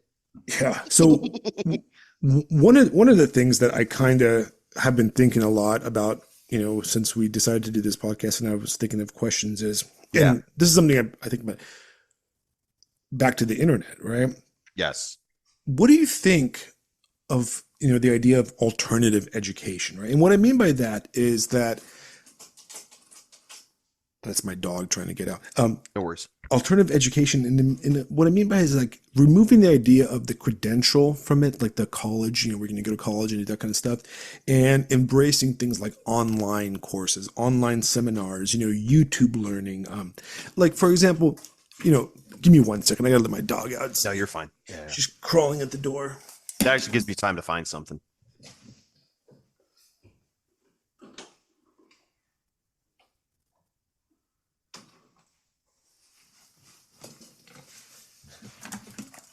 I'm back. Dog was sleeping on the couch on my spare bed when we started, but she got tired of listening to us, I think. No worries. This is Right. actually giving me a moment to try to find something that might be related to your question. But Right. So what I mean is please. like, okay, so I was talking to my friend about, philosophy and philosophy as an educational field, philosophy from a college experience, and some of the most interesting philosophical discussions and interesting philosophical concepts you're not going to find in a university. You're going to find them on YouTube. Yeah. It's guys having like these, deep debates and deep like conversations about like really exciting stuff on YouTube videos or on Substack posts, Yet I feel like the education has not grown with that, like for example, you put together curriculums for your classes, right? Right. Why not sell them online? You know what I mean? I think, all right, part of it for me, and maybe this is just being a man of my time, and this is something I'm not going to be able to adjust to. Maybe I will, maybe I won't, but like selling them online. Look, one of the things that I've run into, at least at my level of education, is that Google makes you stupid. The Right. kids don't know what to look up. They don't know how to search. Like I literally have a list in my classroom, the Google makes you stupid wall of shame. And I put up their answers that are just so out of pocket. It's like, what were you even doing? And listen, this is incredible. So, like an example of this stuff, one is that Aristotle was a famous Chinese philosopher. He was key to the development of Confucianism. I didn't know if you knew that. The other one was, what was it? Oh God, it was a really good one. It's escaping me at the moment. Oh, the one I had for Rome. That did you know, Alex, that the fall of the Roman Republic was because of nuclear weapons? Did you know Hmm. that? Fascinating, fascinating stuff. Anyway, thing is, for the Spanish unit, for my fourth quarter Spanish unit, I banned Chromebooks use. I was like, don't even pull them out, guys. You won't need them. Okay. So we go 9 weeks.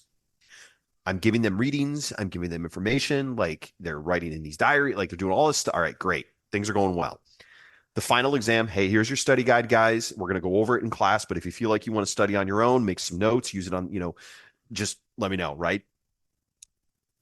It's the only time the entire semester that they were able to use Chromebooks for the assignment. I got 2 entries for the Google Wall of Shame. I mean, even then, it's just so built into them Right. that they just couldn't help but use it. I think one of it was, somebody mixed up the Spanish Civil War with the Peninsula War with Napoleon. They said this is the thing, Alex. They're like, the Spanish revolted because they were trying to get rid of Napoleon. I hadn't mentioned Napoleon for at least 6 months. Where were you at, bro? Where were you at? Yeah, it's so like on YouTube and online and all that stuff. Okay, but they got to learn how to do that though, and Right. nobody's showing them how to do it. Right. You That's a just good punch it into the point. computer, just look it up, look it up, look it up. Well, nobody taught them how to do it. Nobody even taught them how to use their brain. Like, guys, I haven't mentioned Napoleon in 6 months. Why on earth did you think that was the answer? Right. No, you got a good point. You know, And it's because like I guess I take for granted what I know already. I take for yeah. granted the Well, idea. I think what you're describing, though, listen, here's the other thing, though, is like, I think what you're describing, though, is actually a good way for education to go. And this is one of the big reasons why, like, I mean, I'm a public school teacher, but if people want to homeschool their kids, by all means, you want some help. Like, you need content. I don't care. Like, however your people think it needs to be done, I'm pretty much like, just do what's best for your family. I don't care. But, before I got into education, this is when I was at my last job, the tech job, where I was, teaching insurance and this, that, and the other thing. I was reading some stuff that Leo Tolstoy wrote about education. And he's got this bit, it's called Education and Cultural Formation. And he makes a very clear line between education and learning. And he says education is, to put it simply, you're trying to inculcate or try to mold people into what you want society to be, right? Learning is you're learning things, you're exploring your curiosity, all the things that we love about education, right? Not the propaganda and the cultural formation, all that bullshit. It's learning, yeah. And I don't know how much you know about Tolstoy, but for the folks who may not know, he created a school in Russia, and it was basically you could come and learn whatever you wanted about any kind of stuff. And let me read this last paragraph here. This is what I think is interesting to me. I reply, the school must have one aim, the transmission of information, of knowledge, without attempting to pass over into the moral territory of convictions, beliefs, and character. Its aim is to be nothing but science and not the results of its influence upon human personality. The school must not try to foresee the consequences produced by science, but in transmitting it, must leave full freedom for its application. The school must not regard any one science, nor a whole code of sciences as necessary, but must transmit that information which it possesses, leaving the students the right to acquire it or not. What that looks like to me is, for example, when I'm teaching about Rome and I tell all the kids, hey, who here's a Christian? 90% of the kids raise their hands, right? Guys, so do you know Rome had something to do with that? Why you're a Christian? Huh? And then we go into it, right? Right. I'm not going to tell them, I'm not here to tell them what they should or shouldn't believe in regards to Christianity or faith. That's the parents' job. That's your church job. Right. But I'm going to give you the stuff around it. You have to decide what to do with this stuff. But I'm going to tell you what humanity knows. Right. And you all just got to, Godspeed. Right, and that's fascinating. So the teacher, in a way, is a guide Yes. through the 100%. ocean of knowledge. Yes. Look, sorry, I'm getting on my soapbox here a little bit. No, So you'll that's have to excuse what me. you're here for, man. But man, look, I got high school freshmen, right? They're 14, 15 years old. All I want to do is basically do the equivalent of out into the woods, pick up a rock, and let's see what bugs we find under it. That's Right. my favorite part of history, man, is all those little bits of stories, all those little things, like that little thing about Rush I told you about. Right. Like we're studying Rome and I'm like, hey guys, anybody here speak Spanish? And dude, I've got, 50, 60% of my class are descended from some kind of Spanish or some kind of Latin American Right, because it's culture. Florida. Right. Dude, I'm North Caribbean. Okay. And they're like, oh, we all speak Spanish. And I'm like, do you guys know it came from Rome? Came from Latin. And they're like, what? And then you see this look on this kid's face. The language I speak at home and the faith I practice at church came through the Roman Empire at some point. Bro, the look on their face. It's, guys, the world is bigger than you realize. The world is much bigger than you realize. Right. It's more complex and it's more connected. The best, dude, the best thing happened to me this year. This is the first time that's ever happened. It's the best thing ever. I had a student literally come up to me and be like, hey, I want to be a historian. That's what I want to do. And I'm like, great. She's brilliant, very bright, very smart, creative thing. Like, she has raw amateur talent in this regard. And I straight up looked at her and went, okay, look, this is the deal I'm going to make with you, is that you and I are going to work on this, and I'm going to whoop you for the next 3 years. All right. I got the rest of the year and then 3 more. You come talk to me, you come see me, I'm going to hit you with stuff, and I'm going to hit you with the hardest questions I can imagine, the hardest content I could possibly imagine. And I'm going to help you guide through it. You know, I helped her with her notes. I helped her with her thinking. I'm like, look, you want to be a historian? Okay. You're 14 years old. You're starting right now. All right. And I'm throwing you in the deep end. I don't even give a shit. Okay. And she responded to this. By the end of the year, my man, like, we're diving deep into the political machinations of the Spanish Civil War factions. We're talking about the Phalange. We're talking about the monarchists. We're talking about Theta, I should say. We're talking about CNT and the communists and like how that all went down. And she's hanging with me, bro. Right. And this is the job of the teacher, is to say, what do you want to know? All right, here we go. And then hit them with the hardest thing you could possibly hit them with. Right. I don't care how old they are. You ask me a question. Here we go. And then you're like, look, watch the news. Those flags are flying during those riots are very, very familiar if you've studied the Spanish Civil War. Bro, listen. This is one of my favorite things that we did. So have you ever heard of the story of Don Henry? Sounds familiar, but refresh my mind. So, Spanish Civil War. He's a University of Kansas student. And he gets recruited into the international brigades. And if for the listeners at home, the international brigades were run by the Comintern. The Comintern was the Communist International. It was the international communist group run by the Soviet Union and Stalin at the time, which was trying to promote communism all over the world. This is why everybody was, sucking Stalin's dick in the 1930s, because the Comintern, it basically was like running propaganda and running PR for the USSR, right? I mean, it stands for Communist International. Right, exactly. Comintern, Communist International. Anyway, poor Don sneaks off to Spain, right? This is right after Guernica, right after the bombing of Guernica. He finishes up his exams a month later, and he sneaks off to Spain. He tells his family he's going to the International Expo or whatever in France. But then our bro sneaks into Spain. He was going to be a medic, somehow gets assigned to a machine gun team and gets killed in battle like a month after he arrives. Kid just gets gunned down, right? And the story makes it back. And his parents, his dad rightfully flips his lid at this. He's like, hey, University of Kansas, how the hell did my kid end up dead in Spain? And it turns into this big investigation, this big thing. Don Henry, his father, had found this trunk full of documents. There's a poster that says "Sacrifice for Spain." It's got a couple of names on it. And in my class, we researched the names. They were professors at the school who were like leading this thing. What you just said earlier, talking about like the protests, like with Palestine and Israel and this and that and the other thing. And I'm looking at the kids going, does this all sound familiar, folks? Hey, go kill for this thing that you don't know anything about, really super far away. Dude, it blows my mind that this is why I scream and yell about the Spanish Civil War so much, is that they're talking about going to Spain to fight fascism and protect democracy. Right. What the fuck? It's the same shit. Right. Same exact. Almost 100 years later. Democracy, January 6th, this and that and the other thing. Like the same stuff, dude. We see it on Substack on both sides. Fight the godless communists, fight the fascists, oh my God, come on. But the worst part is, and this is the thing that Longward has showed me, the guy is, I love this dude. He's like, look, he's shown me, though, this is one of the fun parts about studying the Civil War, is that, there's all this stuff and all these things, but come on, man, ain't nobody here going to throw down like they did in Spain. Give me a break. We're all too well fed, too fat, and we're all too entertained. Right. I don't know what the heck's going to happen, but it's not going to be Spain, but at the same time, it rhymes. Right. It does. And, I think there's an element of kind of like maybe 90s 90s optimism, right? Going back Yeah. to that, right? Yeah. Where we were thinking of the 90s as, Europe and the West is this, perfect place. And now we're done. Everything's done. Everything's done. Fukuyama's end of history, Right. everything's done. Yeah.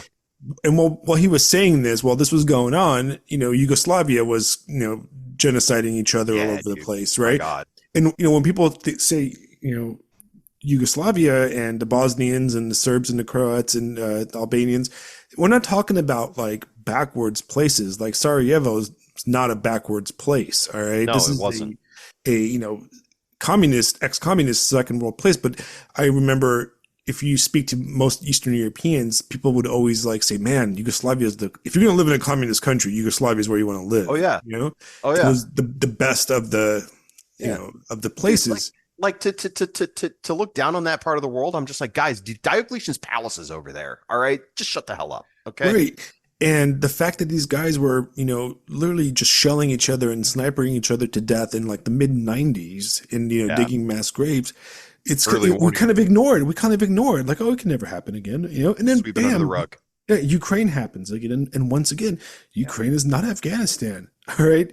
No. It is a country in Europe, and Yeah. they are a modern country fighting another modern country. And we're just kind of like, oh, it's fucking normal. It's not. And if you don't have any, and then, you look at the conflicts that, in Ukraine, and I don't want to even get into that issue because it's just such a hot topic, but, it's just a dangerous topic. I don't even want to get into it. Right. But Come at me, bro. No. you go back to history and it's not the American mindset of like, oh, that happened from yesterday. No, we're talking about hundreds of years of history that Oh, I know. led up to that. You said you studied Russian Dude. history. I mean, All right. I know you. I don't. I know you don't want to get into it, but I have to. I'm not going to get into it, but I'm just going to offer this perspective. So, the infamous or famous, depending on your perspective, interview with Tucker Carlson that Mhm. Putin did, right? Dude, I'm just following. That was so funny to me because I'm like, I'm back in college. Yeah, yeah. Ooh, that's a little spicy. Don't know if I agree with. I mean, I'm following along, right? Right. That's a little spicy. Don't know if I agree with that, but I see why you would say that. And it was like that whole hilarious spiel that he gave right at the beginning, where why did you invade Ukraine? Well, in 806, my God. But I'm listening to this guy talk about this stuff, and I'm just like, yeah, that's what I learned back in 2002 Right. from a Russian national who left Russia because he, quote, did not want to become a criminal, end quote. You know what I Right. mean? Yeah. So No, it's like, it's wild. okay, yeah, there's something going on there that we don't know we have no idea what we're doing. But anyway, I don't want to go down that road. Yeah. I mean, and the reason I don't want to jump on it is because, to be honest, I don't even know what's going on. Yeah, dude. Yeah. You know what I mean? No, it's one a of mess, those 100%. things where I don't want to. It's interesting because I am Romanian, right? Yeah. And Romanians don't love the Russians very much. Right? Yeah, of course they not. blame the Russians for the Ceausescu and communism, and Yeah, rightfully. it was a golden age of interwar peace in Romania, and and then it went to shit when the communists took over and the Russians invaded. But I'm also a quarter Russian, right? So I'm also fond of the Russian history element of it, and I'm also I'm a fan of the 19th century Russian philosophers and writers, the one thing that we have to admit is that we are not, Putin and the Russians today are not communists. They're not those 100%. people. And just as much as anybody's a fascist. Nobody's a fascist. Nobody's a fascist. Not really. Right? No, I mean, not really. You can put on the uniforms. Franco wasn't even fascist. Right. Okay. No, Come on. not at all. Not at all. No. And you can put on the uniforms and stuff and kind of like feed off LARP of that. it. But it's pretending. There's no fascism in the 21st century because you're never going to have Mussolini. You're never going to have anything like that. It's just not going to happen. No. Well, the whole emphasis now is not on nations. It's on the globe. It's on we're all one people and we're all one globe and my democracy. It comes from that 90s optimism where, it's the end of history. The ideological wars of the 20th century are over. Liberal democracy has shown that it is ascendant over everything. So off we go. We're going to steamroll the rest of the world because obviously this is the superior ideology. Right. And Oops. I don't even know, I mean, to be honest, I don't even know if the Westphalian, nation state is even possible in the age of the internet, you know? Yeah. So that's kind of like when people, Change, my man. I know people on the Substack, you got guys like Walt Bismarck talking about white nationalism. I'm like, what does nationalism even mean, man? Like, for real? Have you You know, been to any state in the United States? Come on, get the fuck out of here, dude, I want to share one very quick story and then one slightly longer story. And it has to do with this nationalism thing, something I'm trying to explore. Right. Because when people talk about that stuff, like, dude, I'm in South Florida. Okay. I'm in North Caribbean. All right. Right. So And I, talk about white nationalism down here. Like, even the rednecks are going to look at me and go, what are you even on about? right. I You mean, know I what I grew up mean? in Southern California, which is basically Ah, northern Mexico. right. So, Exactly. So you know what I'm saying? Like, there's people of all kinds around here. Right. And that's fine. It's whatever. We all get along. It's fine. Um, there's two things that struck me this year. One was I got into a really in-depth conversation with one of my better students, and I was talking to her. We were talking about geography and why Canada is Canada, United States and Mexico, and like how did it all get this way? And we came across the idea. I was like, what's really interesting to me? Think of it like this for a minute. Look at North America. Take away the national boundaries just for a moment, right? Canada, erase it. United States, erase it. Mexico, erase it. And look at it on a state level, right? All the states of Mexico, all the states of the United States, all of the provinces of Canada. And she looked at it and went, oh my God, that's actually kind of cool. Because all of a sudden she saw all these different areas, all these different cultural areas. There's a guy I know who jokes about how if the United States ever breaks down into a balkanization kind of situation, it's going to be based on college football. definitely Like in the that's South. that's how the states are going to shake out, and like you look at Canada, like I don't know a ton about Canada, but you have Quebec for crying out loud. My God, those guys are like, hey, Quebec, they're all getting all French and everything like that. It's not these nation states. Okay, sure, great, but like, guys, it's way more complicated than that. It's Right. way more, dude. I've lived most of my life in Ohio, a good chunk of my life in Colorado, a good chunk of my life in Maine, and a good chunk of my life in Florida. Those places are all really super different. Like it's as different as the 3 months I spent in Poland. I'm Right. not even kidding. Yeah, we all speak English, right? But culturally, it's feeling the vibe is off, right? The vibe is different in those Right. places. But it's all Right. in the United States. It's all one nation. Give me a break. This place is too huge. The only reason the United States exists in my mind is it's huge and it's because of technology. Like we don't have rivers, we don't have geography naturally drawing us together. It's roads, railroads, airplanes, communications, all the modern stuff. All of that goes away. Good fucking luck keeping all this under one country. Right. Good Absolutely not. luck. Good luck. And in the size of the size of the United States is so insane. And remember, I'm a Bro. European, and I go back to Europe, Yeah, and I dude. also get a lot of shit from people in Europe. But Europe is small. Like for example, in Southern California, this is Southern California, right? One of the counties in Southern California, San Bernardino County, Yeah. is I believe bigger than like 5 European countries. All right. So just the county, not the state, not even half the state, but just one county is bigger than Switzerland and obviously bigger than Liechtenstein and a bunch of the smaller places, right? So we're talking about one of the 50 states, one Dude. administrative Yeah. unit of it is bigger than Yeah. European countries. I Look, mean, it's nuts. oh, dude. I mean, think about it from an economic angle. Like three of the biggest economies in the world are Florida, Texas, and California. Right. You know, New but York, like, jeez, man. you look at the post Westphalian nationalism of Europe, and in such a small place you have so many sub ethnicities, right? I guess they're all European, right? But then you have Yeah. you have the Serbs and the Croatians, you have the Romanians and the Magyars in Yeah, yeah, Hungary, yeah. and you've got the Swiss and the Swedes and just everybody, right? In such a small place, yet they're so fucking different, all right? Because Yeah. there's very little in common between like Eastern Europeans and Western Europeans, right? I hear the joke that the Irish break it down by county. Right, absolutely, right. I Yeah. mean, culturally, the Irish and the Bulgarians are very different.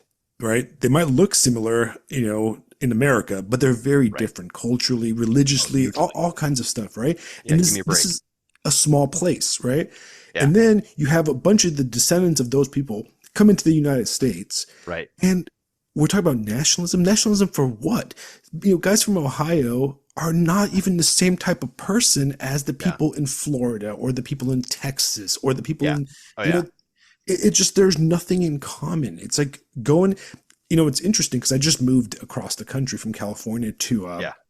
to South Carolina, and we drove real slow. We stopped in a bunch of places. We Oh, stopped. that's awesome. That's Yeah, we fantastic. did at least 2 or 3 days in almost every state, Oh, and it was amazing. It was stop. great. We did That's like so good, dude. Flagstaff, Arizona. We did Oklahoma City. We did Hot Springs, Arkansas, Nashville, How old was Tennessee. your daughter when you did? Was your She was daughter was born? 4. She was 4. Yeah. Oh, dude. So she got to see See, the Grand Canyon, all the cool stuff. dude, bro, when I was growing up, summer road trips were a thing. When I was a teenager, we took like 2-week trips. I've driven all the way from Ohio to Arizona. My God, dude, that's childhood right there. Like, Right. It so was an amazing oh, experience. It was an amazing experience for me as a that is an 39 American year way to old. raise your kid right there. Right. No, it was Get in the wonderful. car, here we go. But you know what I noticed, and this might be weird to some people, but people, and I'm talking about Caucasian white people, look different in every state. Yes. All right. Yeah. Like there is a specific, like, physiology of a Californian or like a Southwestern person, right? Oh yeah. And the more east you go, the more different. There's a Midwestern person. Like I can see somebody and I can go, man, they're from Oklahoma. Yep. Like that girl's from Oklahoma, and they tend to be like stockier, like blonde, more round-ish in the face. And then Yeah. you come to South Carolina, and there's a specific type of like Southern Low Country like woman that's like tiny, skinny, and very like aristocratic looking. That you Yeah. only see here in like the South. Very different than like the Arkansas South.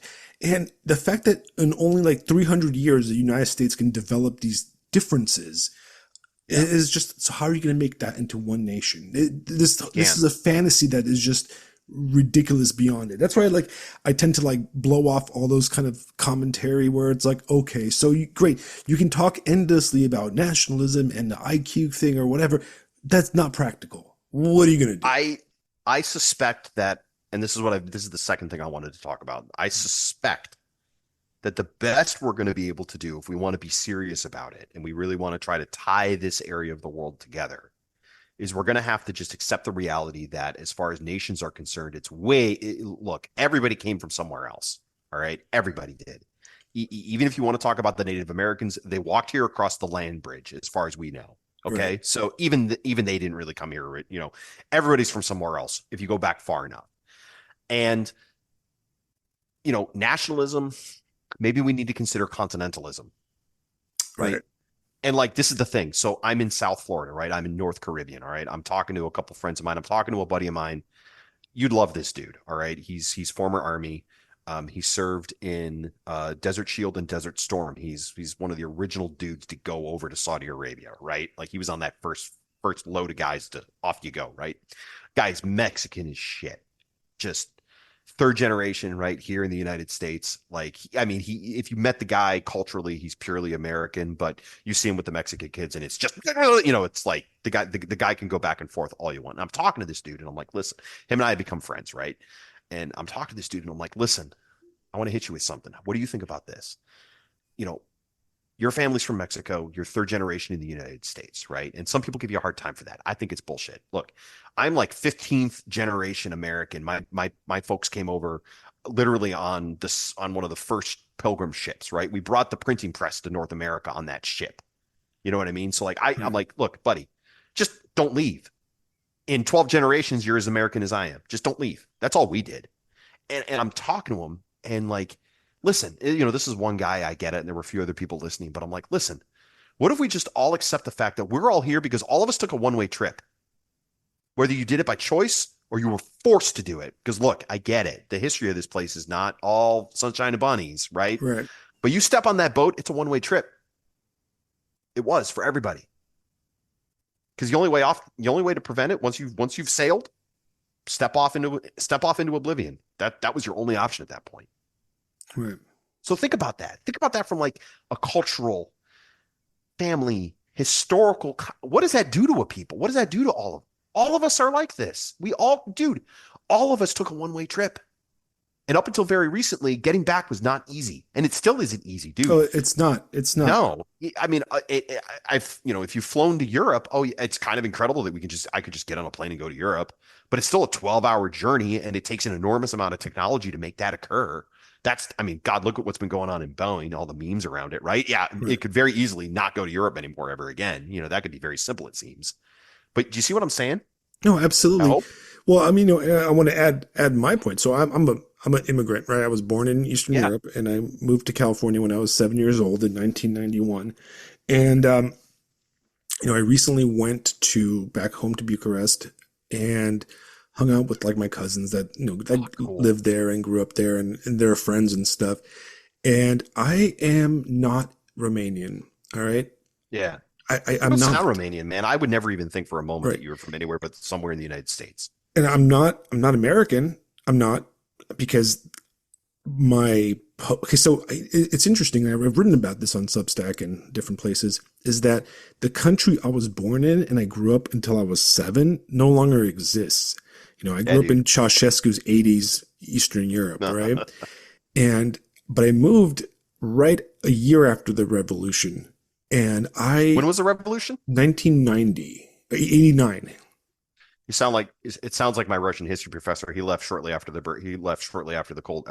Soviet Union fell apart. Right. And the 90s Or were after, a yeah, different world. And the people that grew up yeah, there in the 90s, in the 2000s, lived it through a world that was so different than what I grew up in California, and even in, pre-revolution Romania, that I cannot, I have nothing in common with those people. So there is no yeah, going back for me.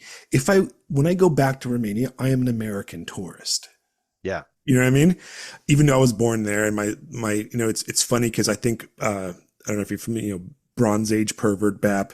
He posted his birth certificate on Twitter a while back, Okay. and it's identical to mine. I think he's a year older than me. He was born at the same hospital I was, and Oh, that's funny. I thought it was funny because like he's got the little Soviet the Romanian like communist like logo Yeah, on it and everything, and it says Orthodox Christian just like mine does. And I thought, oh, dude, this guy was born exactly in the same place as I was, and he probably moved here around the same time, but he's a little bit yeah. older.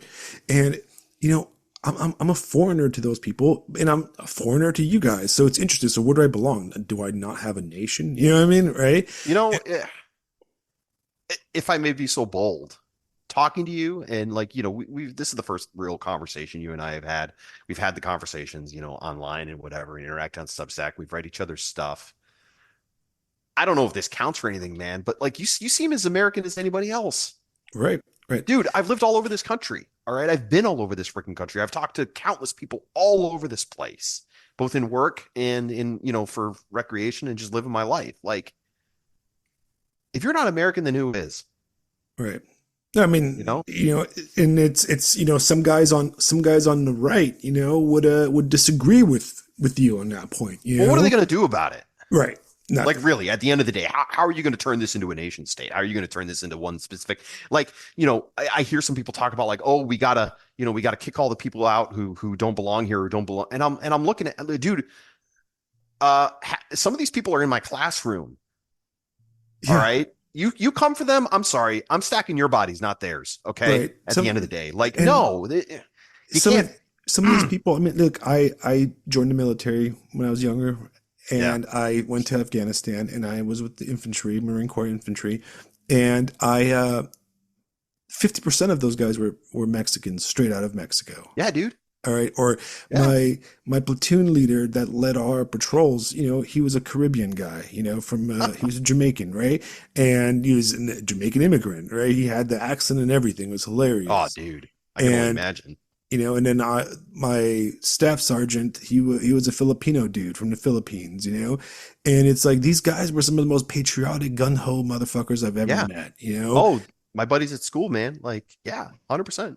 So yeah, it's like I don't know, I was a liberal shithead, growing up, right? Yeah. And then one of the reasons I joined the military was because I wanted to go fight a war, very much I probably would have fought from one of the sides in the Spanish Civil War if I lived Hmm. that era.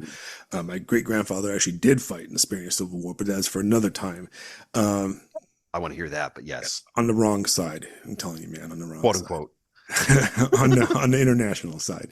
That's funny. And so what's interesting is like I wanted to join the military because I used to get a lot of shit from like my conservative right wing friends that I was, oh, you fucking foreigner, you fucking commie, blah blah blah, and I'm like, fuck, I'll go join the military. I'll do the most American thing you can do, which is serve the neoliberal empire in a faraway country that has nothing to do with us, right? and and damn it, I did, right? And it was fun. Yeah. It was an adventure. But yeah, it's hard. And when you hear these guys, these fucking computer nerds, who've never been anywhere, talk about, Right. it's just a fantasy, man. I just want to be like, shut the Yeah. fuck up. You Yeah. don't know the real world, because Go outside, touch grass. half the white guys You're I a brown know, person. No, I'm just kidding. half the white guys I know are dating Mexican girls in California, and the most like My conservative, best like, friend just married a Mexican. She's right. The beautiful. most conservative, most right wing people I know are married to like Mexicans or like Filipinos. Yeah. And it's like, dude, it's just not, it's not going to happen. Okay. Like, put down the Evola books. You're not a descendant of Atlantis. All right. Listen. Like folks on the right who want to talk about like properly conservative people. I'm like, did you guys see how well Latinx went over? Right. No, it didn't. Like, yeah, it didn't exactly. It did not go over. It was a joke online. Like, you want to talk about people who are what would you say the other day? Like, the right is being like blood and tradition and family. Like guys, look south. Like, you can't get any more Right. hardcore than that in a lot And of when it ways. comes to that, exactly, because they Yeah, it's all, not perfect, of course, but come on, so I will spill some tea right now. Right. do it. So I live in a very boomer rich area, kind of golf courses and that kind of stuff, right? Yeah, I'm not rich by any means, but yeah, around Christmas, so across the street from me, a El Salvadorian family moved in, right? Or I right. think they're from El Salvador or something like that. Yeah, Non-Mexican, sure. Hispanic, right? Yeah, A bunch of kids, but there's the big family, right? yeah, yeah, And I went to one of our neighbors' Christmas party, and neighbors, childless couple, conservative yeah, though, right? Childless yeah, couple sure. in their 30s, conservative, and their parents were there. Their dad was a uber boomer guy, the guy that was Oh no. too young for Vietnam, too old for Afghanistan kind of guy, right? Yeah, yeah, yeah. But still has opinions about every war. Of course, And I don't naturally. know what happened. I was maybe 3 bottles of wine in, and Oh no. the topic of like like immigrants or something came up, and I just became a hyper liberal over in a second, right? Right. Because he's like, they said something along the lines of like, well, families, we have like everybody's so degenerate now and all this stuff and like families and blah blah blah. And I was like, you know what? How are you going to blame those people across the street? They're doing what you should be doing. They have kids. They're helping each other, right? You guys aren't having kids. Your fucking daughter Yeah. doesn't have a kid. Yeah. How are you going to blame those guys for having like four kids, right? And grandchildren, and they're all living in the same house. Meanwhile, you're blowing your money on golf fucking trucks and like Yeah. all this shit, and then you're going to die. Okay, boomer. Yeah, exactly. You know what I mean? And Yeah. it's like you're talking about conservatism, but it's really the '80s boomers that like ruined conservatism. I mean, I had a girlfriend. I remember back in the day, whose dad was this Orange County rich guy, right? Yeah. And went to like Saddleback, big expensive church, and like drove Porsches and stuff, and was like all holy roller, born again Christian, blah blah blah. You know what? He didn't give his fucking daughter a penny. All right. His daughter couldn't pay the rent, but he was spending his money on his new wife, getting her plastic surgery. Right. But out of his mouth was all kinds of conservative platitudes and shit. But did he take care of his daughters? Fuck no. Come on. So Yeah. I have a lot of punching right a lot of times. A lot of times. Yeah, there's right. Yeah, I've seen that phrase is going to be the new hot one, I bet. Yeah. Because you know what? There's a lot of talk, but not a lot of action. You know No, what I mean? there's not. Like the reason your daughter's a hoe is because you weren't paying attention. Yeah. All right. You know what I mean? And like we know that we grew up in that era where parents were too busy like fucking around or whatever, or everybody I know grew up in a divorced family. Yeah.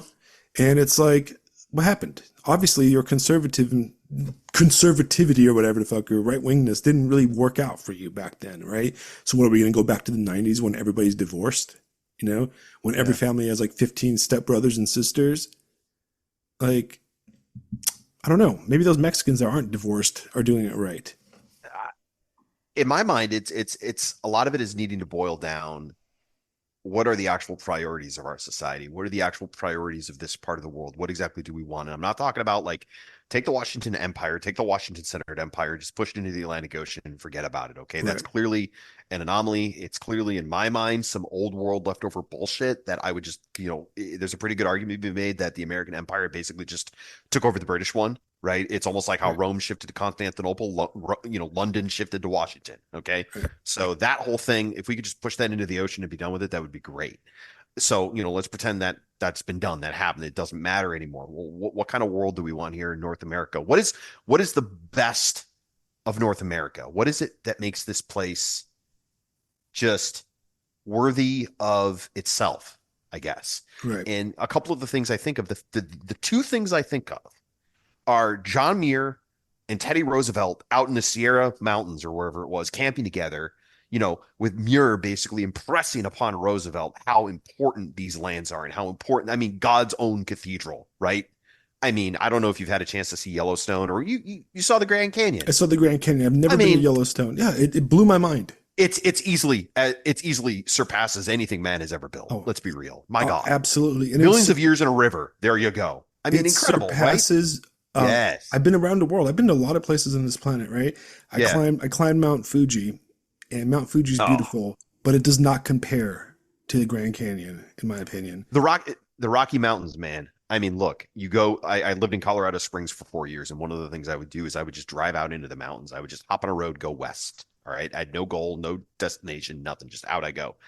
And when you drive, I forget, I think it's Route 62. I'm probably getting the number wrong. Doesn't matter. But you drive out, and you're weaving through, and you're making your way, and then you pop up over a hill, and there's just a valley for I don't know how many miles, and it is ringed with peaks. Fuck me, dude. Right. Right? Driving by having Pikes Peak as I got to see that thing every day. The mountains, right? Think about mountains in human religion and historical memory and everything else. In every Right. culture, mountains are this thing, Right. right? The Axis Mundi. The mountains call and so I go. All right. I've done that. John, that's literally the reason I moved to Colorado, man. John Muir goes to the Sierra Nevada and all those places because the mountains called to him. I literally went to Colorado because the mountains called to me. I went there once and I had to go back. I had no choice in the matter. Okay. So there's that. There's that thing that we're describing. Let's call it numinous awe. All right. Let's just call it Right. what it is. That's Connecting perfect. That's a perfect way to describe it. Yeah. connecting with God, the universe, cosmos, whatever you want to call it. I don't even care because the feeling is so big. Words will fail. So there's that. Then on the flip side, dude, I live in Florida. Cape Canaveral's a couple hours from here. The single greatest achievement in human history blew up from there. It was so intense that it gave Ayn Rand pause. And she said, well, at least government wasted my money in the least bad way possible. If that doesn't tell you something, Right. right? Right. I mean, it's that essay is amazing, but that strikes me as hilarious. Even Ayn Rand is like, okay, well played. I still hate government, but it's hard. Come on. That's North America to me. Right. Absolutely. My God. Absolutely. What's I was thinking about this the other day. Another thing. I'm trying to think of it. Oh, this comes from think about music and culture. This comes from one of my favorite movies that my girlfriend and I like to watch, and one of our favorite movies together is The Blues Brothers. Right? Mhm. You're probably gonna be like, where the hell is he going with this? Listen, how incredible is it that you have the whole slave experience right in the South? My God, right? But anyway, all those people move north to Chicago. They bring that culture, they bring that music with them. Chicago blues, right? This thing, this beautiful, amazing thing happens. It spreads all over. A guy in Canada named Dan Aykroyd hears about blues, hears about a blues club, goes to it. I don't know if you know the history of that movie, but like, I do a little bit, yeah. dude, Dan Aykroyd is legit when it comes to blues. He just is. And he's seeing all these guys came through whatever town he lived in through this blues bar. He saw all the guys, all the legit dudes. And then later on, he makes this movie, and it's just this hilarious, all over the top. You can't make movies like this anymore. And it's got John Lee Hooker in it. And decades later, I'm sitting here watching it, and I just throw on John Lee Hooker and just listen to him. I mean, think about that. Right. No, that's amazing. That That journey of all that stuff. And we want to shit on that, and we want to complain about, oh, how dare you, a white person, talk about it. Dude, fuck off. right. All this shit is amazing. And you Right. want And to it's all of cry it. about it. Just blow me for crying out Right. loud. I mean, Anyway, sorry. no, and that's exactly the passion that we need. Yeah, We dude. I we mean, need to be builders, and we need to embrace the arts and culture, and turn our back on just this downer nihilism from all sides. blow it. Yeah, absolute. Look, do yourselves a favor and see yourselves out. All right. Like you want to say, oh, everything's way. Dude, I'm talking a guy that Substack. My God, there's amazing people, but it's the internet, right? So who knows what Right. you're gonna get. This guy talking to me about like, oh, I can't have kids and this and that, and how horrible. And it's like, look, dude, if you want to show yourself out, by all means. Like at this point, I don't know what to tell you, man, because you mentioned building, dude. I'm very much of the mind that human society, that human history begins when we begin building. The temples and all that stuff 12,000 Right. years ago in Mesopotamia. When we stack some rocks, man. Jeez, dude, off. 12,000 years later, we're planting a flag on the moon. Right. What? What? Right. Yeah.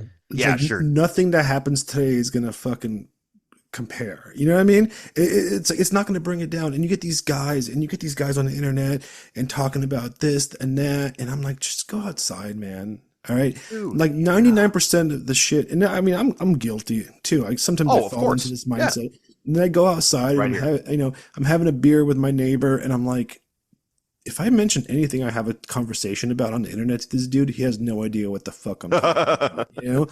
None of these people do. Like it's such a atomized world of weird stupidity sometimes, Yeah. and it's interesting that we have these conversations. It really is, and it's interesting that we have these ideas.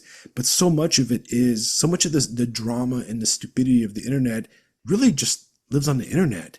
And Yeah. it's interesting that like I've noticed more and more, and this is anecdotal evidence, of course, that you can't Right. find people on the internet anymore. There was and you could probably back this up. And I meant to bring this up earlier, but when the internet became cool, like back in the 2000s, early 2000s, and everybody had like MySpace and Facebook, or Yeah. the early like live journal and stuff, you'd meet somebody, a bar, a girl or whatever, and you'd find Yeah. all your friends from high school on, all your friends from middle school on, and like all your friends from college, they were all on Yeah. the internet, right? Yeah. Well, go back right now, you can't find those people anymore. I was kind of curious one day, and I was like, hey, whatever happened to this girl that I used to know in like in high school, right? I remember her first name and last name, and I remember, and I tried to Google her, and I could not find her at all. And I tried a bunch of other people, and they're all gone. A lot of people have just left the internet, and I've not done that, and now Yeah. I'm kind of curious. do that experiment. Like, try to find I'll take some a peek. like, Yeah, I'll take a peek. some Well, ex-girlfriends or something like that. yeah, we come from well, different places, obviously, but that upper middle class high school sort of thing that you were explaining. So yeah, maybe that'll be the control aspect or whatever. But okay, yeah. Anyway, sorry, please. But anyways, Fisto, we do have to cut it off. We've been talking for All two and right. a half hours. Dude, it didn't even break a sweat. my I know, man. me either. Bro, I'm just getting started. I gotta feed my daughter dinner. That's the only reason Oh, by all cut means. it. But let's do it again. All right, let's do it again. Yes. And you know what I want to do? I want to actually have more people on sometimes. Like, Ooh. get Alex in on here, maybe Lisa. Everybody, and we'll do a more interesting thing. Can I steal 30 seconds? Go ahead, go for it. This is maybe we think about this for next time, only because this is something that I recently read and I wanted to just leave it with this. So I recently read Industrial Society and Its Future, right? Uncle Ted. Kaczynski. My God. Like if people haven't read this thing and they've only heard about it or they've only read summaries of it, do yourself a favor and just read the damn thing. Okay. Just do it. Now listen, I think that he diagnoses a lot of the problems incredibly well. And this goes back to what you were saying, and perhaps we could just tie it off like this. But at the end of the day, his whole destroy technology, right, and return to nature, it's waiting to die. Sooner or later, the cosmos is going to throw a rock down the gravity well, and that's it. Okay. Right. Eventually, according to science, which we've used because God gave us brains, right, to figure stuff out, even if that doesn't happen, eventually the sun's going to die, and that's it too. So in my mind, he gets a lot right, but his answers are wrong because in the long run, none of this will have ever mattered. And I would very much like us to get to a point where all of the bullshit that has happened in human history for the past 12,000 years and beyond will at least have counted for something. Right. Why the hell not, man? I can't think of anything greater. At least it will have all been worth it if we spread out there and see what else there is to see. All right. That's a wonderful way to end it. For all you right, listeners, go ahead and like, subscribe to this podcast. Go to Phisto's Substack and also like and subscribe. He has some great stuff. And next time we'll talk for another 3.5 hours about all kinds of stuff. And maybe we won't derail about serial killers. All right. Good night, man. Thanks a lot for coming on. Thank you for having me. Have a great night. You too. Bye-bye.